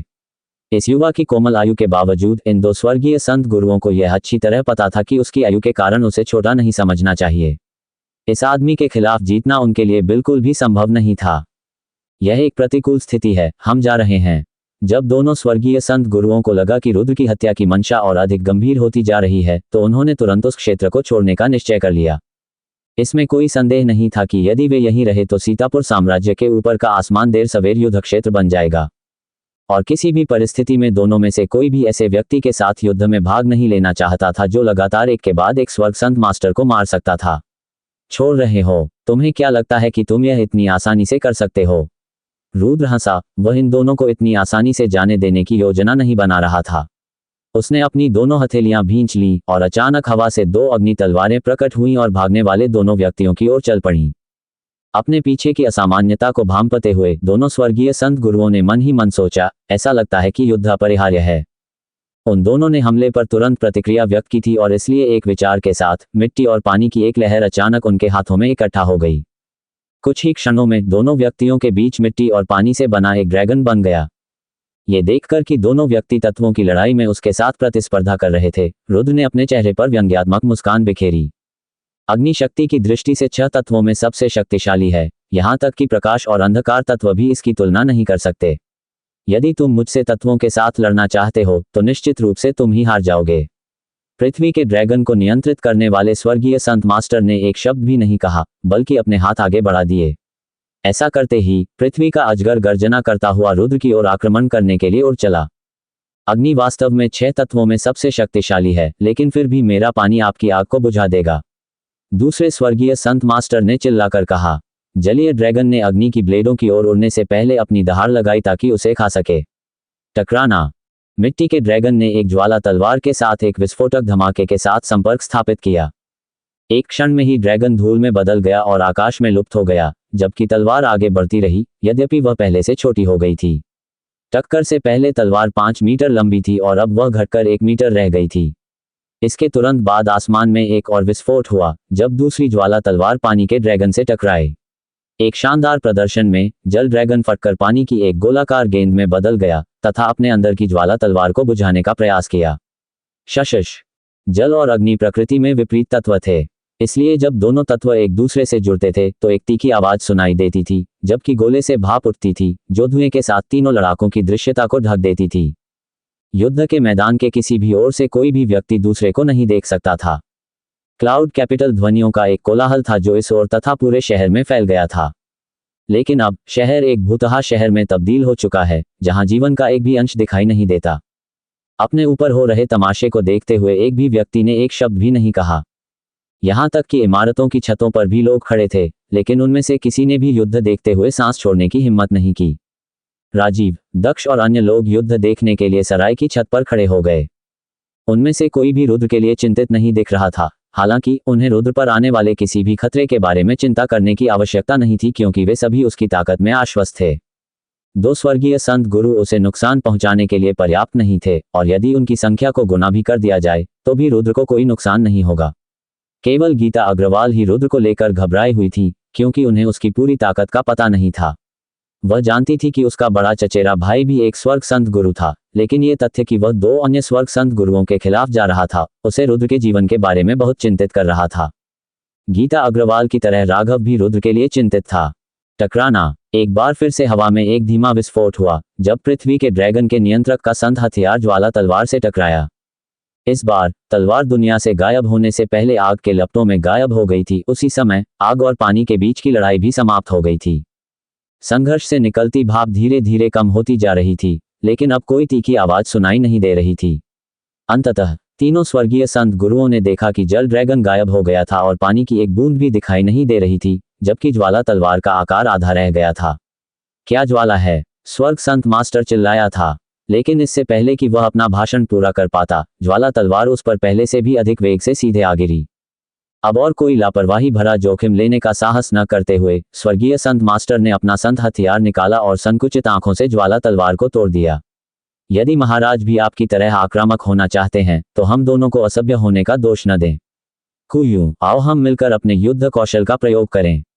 गंभीरता से सिर हिलाते हुए कुयू को पता था कि आज की लड़ाई निस्संदेह एक ऐसी लड़ाई थी जिसमें जीवित रहने के लिए उन्हें अपनी पूरी क्षमता से लड़ना होगा। और अब जब वे दोनों एक ही पृष्ठ पर थे तो दोनों में से किसी ने भी अपने युद्ध कौशल का उपयोग करने में संकोच नहीं किया। स्वर्ग संत मास्टर्स के रूप में पृथ्वी स्तरीय युद्ध कौशल का उपयोग आसानी से किया जा सकता था और इसके लिए शक्ति को चार्ज करने के लिए किसी अतिरिक्त समय की आवश्यकता नहीं थी। पृथ्वी स्तर युद्ध कौशल पृथ्वी देवता का हथौड़ा। पृथ्वी स्तरीय युद्ध कौशल आयामी तलवार क्यूई। जैसे ही उन दोनों ने अपने युद्ध कौशल का प्रदर्शन समाप्त किया, कुयू के ऊपर पूरी तरह से पृथ्वी तत्व से बना 10 मीटर लंबा एक जबरदस्त हथौड़ा बन गया। उसके हाथों की एक ही हरकत से हथौड़ा रुद्र पर गिर पड़ा। उसके बगल में दूसरे व्यक्ति ने तलवार क्यूई का एक जबरदस्त कोहरा उत्सर्जित किया था, जिसने उसके भीतर के लिफाफे रुद्र को बाहर निकाल दिया था। रुद्र की आंखों से नीले और बैंगनी रंग की 2 चमकदार रोशनियां निकल रही थीं। जब वे चमकते और टिमटिमाते थे तो दोनों रोशनियां ऐसी लगती थीं मानो वे किसी दूसरी दुनिया की शक्तियों से बनी 2 नाचती हुई विल ओ द विस्प हों। अचानक सभी प्रकार के पत्थर, ईंटें, टाइलें और यहां तक कि स्टील भी आसमान में ऊपर उठने लगे। ऊपर उड़ने वाली प्रत्येक वस्तु से नीले और बैंगनी रंग की हल्की चमक निकलती देखी जा सकती थी। इसी समय नीला और बैंगनी तलवार आत्माओं की मूल ऊर्जा एक तलवार में बदल गई थी। इसे अपने दाहिने हाथ में पकड़े हुए रुद्र मानो एक बिल्कुल अलग व्यक्ति में परिवर्तित हो गया था। उसके हाथ में तलवार होने से उसके चारों ओर का आभामंडल उसके हथियार के समान ही तीक्ष्ण हो गया था। नीले और बैंगनी रंग की चमक के बाद रुद्र की आकृति के पीछे दर्पण छवियों की एक श्रृंखला दिखाई दी, जैसे वह आकाश में आगे बढ़ रहा था। मूल ऊर्जा का उपयोग करते हुए रुद्र ने अपनी तलवार लहराई और तुरंत विशाल हथौड़े को काट डाला, जैसे कि वह मिट्टी से नहीं बल्कि टोफू से बना हो। और इस तरह एक ही वार में हथौड़ा 2 टुकड़ों में बंट गया। हथौड़ा नष्ट हो जाने के कारण कुयू का युद्ध कौशल भी नष्ट हो गया था, जिसका अर्थ था कि उसके लिए जो पृथ्वी तत्व भौतिक रूप में लाया गया था वह पुनः संसार में गायब हो गया था। नहीं नहीं, ये संभव नहीं है। कुयू डर और निराशा में चिल्लाया, कैसे उसकी पृथ्वी स्तरीय युद्ध कौशल इतनी आसानी से पराजित हो गई। लेकिन रुद्र ने बिना रुके उस आदमी की ओर अपनी मूल ऊर्जा तलवार को तेज गति से चलाना जारी रखा। विस्फोटक शक्ति के साथ, जो अतीत में उसकी संत शक्ति से कम नहीं थी, नीला और बैंगनी मूल ऊर्जा ने कुयू की छाती में गहराई से वार किया और फिर उससे बाहर निकल गई। कुयून के मुंह से हल्की खांसी आई और उसके चेहरे से खून बहने लगा। दूसरे आदमी का चेहरा तब पीला पड़ गया जब उसने देखा कि रुद्र ने सीधे कुयून की छाती में वार कर दिया। एक जोरदार चीख के साथ उसकी तलवार क्यूई की एक बड़ी मात्रा उन पर उड़ रहे मलबे के अनगिनत टुकड़ों पर प्रहार करने के लिए बाहर निकलने लगी। फिर अपने पवित्र हथियार को ऊपर उठाकर वह आदमी कुयून को बचाने के लिए रुद्र पर हमला करने के लिए उड़ गया। रुद्र ने उस आदमी की ओर देखा और उसके होठों पर एक ठंडी मुस्कान उभर आई। क्या तुमने ही मुझे बाहर आने को कहा था? आज यहां से जीवित जाने के बारे में सोचना भी मत। रुद्र ने कुयून की छाती से मूल ऊर्जा तलवार निकाली और बिजली की तरह दूसरे आदमी की ओर वार किया। खिलखिलाहट, प्रकाश की नीली और बैंगनी किरण के संपर्क में आने पर दूसरे स्वर्गीय संत मास्टर के संत हथियार से एक कर्कश ध्वनि निकली। उसका एक टुकड़ा टूट गया। नीले और बैंगनी रंग की तलवार आत्माओं के विरुद्ध एक स्वर्गीय संत मास्टर का संत हथियार एक छत की टाइल जितना मजबूत हो सकता है। पफट, अपने संत हथियार के क्षतिग्रस्त होने के कारण बुजुर्ग गंभीर रूप से घायल हो गए और उनके मुंह से खून भी निकला। पहले वार के बाद रुद्र का हाथ धीमा नहीं पड़ा। उन्होंने तेजी से अपनी कलाई को हिलाया और बिजली की गति से दूसरा वार किया। उसकी भुजा की शक्तिशाली मांसपेशियों के बल पर तलवार इतनी तेजी से चली कि केवल ब्लेड का प्रतिबिंब ही दिखाई दे रहा था। इससे पहले कि दूसरा व्यक्ति समझ पाता कि क्या हो रहा है, मूल ऊर्जा ने उसके माथे पर वार कर दिया। इसने उसके सिर के पिछले हिस्से को छेद दिया, उसकी आत्मा को बुझा दिया और उसे पूरी तरह से मार डाला। बाला, जब कुयून ने अपने मित्र के सिर पर वार होते देखा तो वह दुख और पीड़ा से चीख उठा। वह जानते थे कि सीतापुर साम्राज्य ने एक और स्वर्गीय संत गुरु को खो दिया है। मूल ऊर्जा के सीधे बाला के सिर में वार करने से उसकी आत्मा पूरी तरह से नष्ट हो गई। उसकी आंखों की रोशनी चली गई और उसका शरीर वापस जमीन पर गिरने लगा। अपनी आंखों जितनी ही तेज गति से रुद्र ने बाला की अंतरिक्ष अंगूठी को अपने हाथ में लिया और फिर पीछे मुड़कर दुखी कुयून से बात की। मैं तुम्हें मारने की योजना बना रहा था, लेकिन मुझे लगता है कि मैं तुम्हारी जान बख्श दूंगा। अपने राजा के पास वापस जाओ और उससे कहो कि ब्लैकफायर भाड़े के सैनिकों के मामलों में हस्तक्षेप न करना उसके हित में होगा। अगर वह सुनने से इनकार करता है तो आगे जो कुछ भी होगा उसके लिए मुझे दोष मत देना। जब वह बोल रहा था तब नीली और बैंगनी तलवार आत्माओं द्वारा निर्मित मूल ऊर्जा दृष्टि से लुप्त हो गई। कुयून के चेहरे की मांसपेशियां अनियमित रूप से फड़कने लगी जब उसने भय और सदमे के मिश्रित भाव से अपने सामने खड़े इस युवक को देखा। यहां तक कि उनकी आवाज भी कांप उठी जब उन्होंने अपनी अगली पंक्ति कही, मगध साम्राज्य और सीतापुर साम्राज्य के बीच युद्ध समाप्त हो गया है और हमने पहले ही भारी मुआवजा दे दिया है। आपके और बाला के बीच न तो कोई शिकायत है और न ही नफरत। तुमने उसे किस कारण से मारा? बकवास करने वाली जबान बहुत सी मुसीबतें खड़ी करती है। आपको भविष्य में ये याद रखना चाहिए कि कम ही अधिक है। अब चले जाओ और जो कुछ मैंने तुमसे कहा है उसे अपने आदरणीय राजा को बताना मत भूलना। हंसते हुए रुद्र आकाश से वापस सराय में उतर आया। अभी भी मूक सदमे में कुयूं हवा में तैरता रहा, हताश भाव से बाला की मृत लाश को देख रहा था। नीचे सड़क पर उसकी लाश अभी भी फैले खून के तालाब के अलावा कहीं और नहीं हिली थी। शव के चारों ओर लोगों की भीड़ जमा हो गई थी और उनमें से कोई भी अपनी आंखों से जो कुछ देख रहा था उस पर विश्वास नहीं कर पा रहा था। आकाश से नीचे उतरते हुए कुयूं ने बाला की लाश को अपने साथ ले लिया और तुरंत बादलों की राजधानी से बाहर निकल गया। जब वे क्लाउड कैपिटल पहुंचे तो उन दोनों ने आक्रामक तरीके से प्रवेश किया। अंत में उनमें से केवल एक ही व्यक्ति जीवित शहर से बाहर निकल सका। स्वर्गीय संत मास्टरों के बीच लड़ाई अंततः समाप्त हो गई। पूरा शहर एक भूतहा शहर की तरह शांत हो गया। भाड़े के सैनिक और व्यापारी मूक आश्चर्य और अविश्वास से आकाश की ओर देखते रहे। हालांकि एक भी स्वर्ग संत मास्टर नहीं बचा था। 1 दर्जन लोग पहले से ही उस स्थान की ओर दौड़ रहे थे जहां बाला उतरे थे, पूरी गति से। खून से सने स्थान के पास बमुश्किल रुकते हुए उनमें से प्रत्येक के चेहरे पर सुस्त भाव प्रकट हुआ। इस समूह में क्लाउड कैपिटल के स्वामी तथा अन्य सबसे शक्तिशाली गुटों के कई नेता शामिल थे। हालांकि यह अज्ञात था कि उस समय उनके मन में क्या चल रहा था। रुद्र पहले ही सराय में वापस आ चुका था और उसी बिस्तर पर बैठ गया था जिस पर वह पहले बैठा था। इस बार फर्क सिर्फ इतना था कि उसके ऊपर छत में एक छेद दिखाई दे रहा था। राजीव और अन्य लोग पहले से ही कमरे में वापस आ गए थे, इसलिए जब रुद्र नीचे आया तो गीता अग्रवाल उत्साह से रुद्र का स्वागत करने के लिए दरवाजे से उड़ती हुई आई। वाह भाई, तुम तो कमाल हो। यहाँ तक कि राज्य के 2 स्वर्गीय संत गुरुओं को भी आपने हरा दिया। गीता अग्रवाल ने बात की। उसने बड़ी बड़ी श्रद्धा भरी आंखों से रुद्र की ओर देखा। एक अकेला व्यक्ति बिना किसी खरोंच के मिलकर काम करने वाले 2 स्वर्गीय संत गुरुओं को पराजित करने में सक्षम था, जो उसके लिए अनिवार्य रूप से एक अपराजय इकाई थी। वह रुद्र की पूजा में अत्यधिक उत्साही थी, क्योंकि वह बिना किसी चोट के अकेले ही 2 स्वर्गीय संत गुरुओं पर विजय प्राप्त करने में सक्षम था। इस तरह की उपलब्धि व्यवहारिक रूप से एक अपराजय व्यक्ति के समान स्तर की थी। इस क्षण में कुछ ऐसी बातें उसे यह एहसास दिलाने के लिए काफी थी कि उसका बड़ा चचेरा भाई उससे कहीं अधिक मजबूत व्यक्ति था जितना उसने शुरू में सोचा था। गलत, उसने एक को मार डाला और एक को घायल कर दिया। अगर रुद्र ने उस दूसरे को जीवित नहीं छोड़ा होता तो दोनों में से कोई भी यहां से जीवित नहीं निकलता। राजीव ने उसे सुधारा। राजीव की बात सुनकर गीता अग्रवाल और भी अधिक प्रसन्न हुई। अब वह रुद्र को उच्च स्थान पर रखती थी। यहां तक कि रुद्र के पास बैठी आध्या की आंखों में भी मोह की हल्की सी झलक दिख रही थी। हालांकि उसने रुद्र के ऊपर छत में बने छेद को देखा और धीरे से कहा, रुद्र, शायद हमें कमरे बदल लेने चाहिए क्योंकि तुमने छत में छेद कर दिया है। रुद्र ने शर्मिंदगी भरी मुस्कान के साथ अपने द्वारा बनाए गए छेद की ओर देखा। हाँ, शायद मुझे कमरा बदल लेना चाहिए। उजड़ी हुई छत की ओर देखते हुए रुद्र ने शर्मिंदगी भरी मुस्कान दी। शायद हमें ऐसा करना चाहिए। इस कमरे के अंदर मौजूद एक भी व्यक्ति ने इस बात पर ध्यान नहीं दिया कि कमरे के बाहर क्या हो रहा है। इस प्रकार वे उस समय हो रही अफरा तफरी से अनभिज्ञ थे। शहर में सबसे गर्म विषय यह था कि ब्लैकफायर मर्केनरीज के कप्तान ने अकेले ही राज्य से भेजे गए 2 हेवन सेंट मास्टर्स को सफलतापूर्वक हरा दिया था, और ये तथ्य कि वह उनमें से एक को मारने में कामयाब रहा था जबकि दूसरे को घायल कर दिया था, ये कुछ ऐसा था जिसे सभी ने स्पष्ट रूप से देखा था। ऐसा कहते ही शहर में लगभग हर कोई हंगामा करने लगा। ये दृश्य देखकर नगर के ऊपर आकाश में जो कुछ घटित हुआ था उसकी खबर पूरे राज्य में बड़ी तेजी से फैल गई। लगभग आधे दिन के भीतर ही राज्य के हर कोने में इस अभूतपूर्व समाचार के बारे में पता चल जाएगा। सीतापुर साम्राज्य के शीर्ष पर बैठे नेताओं ने इस खबर को गंभीरता से लिया और बाद में अफवाहों की सच्चाई की पुष्टि करने के लिए अपने सबसे मजबूत लोगों को भेजा। सब कुछ कहने और करने के बाद ब्लैकफायर भाड़े के सैनिकों ने सीतापुर साम्राज्य में अपनी स्थिति मजबूत कर ली। ये तथ्य कि ब्लैकफायर के भाड़े के सैनिक एक पूरे प्रथम श्रेणी के शहर को अपने अधीन करने में सक्षम थे, कई लोगों की नज़र उन पर डालने के लिए पर्याप्त था, लेकिन ये तथ्य कि यह नई स्थिति उत्पन्न हुई थी ने उनकी ताकत से सभी को भयभीत कर दिया। सीतापुर साम्राज्य के महल के भीतर कुयूं ने अपने साथी बाला के मृत शरीर को उस हॉल में रखा था जहां राजा बैठते थे। धीरे धीरे कुयूं ने राजा को मेघ राजधानी में उन दोनों के साथ जो कुछ हुआ था वह सब बताया और साथ ही रुद्र के बारे में भी बताया। जैसे ही राजा को पूरी कहानी सुनाई गई तो वह आश्चर्यचकित हो गया। उत्साह में ऐसा लग रहा था जैसे वह एक ही पल में वर्षों बूढ़ा हो गया हो। कुछ देर तक राजा चुप रहा, फिर उसने एक बार फिर कहा, चूंकि हम उन्हें रोकने में असमर्थ हैं, इसलिए अब प्रयास करना भी व्यर्थ है।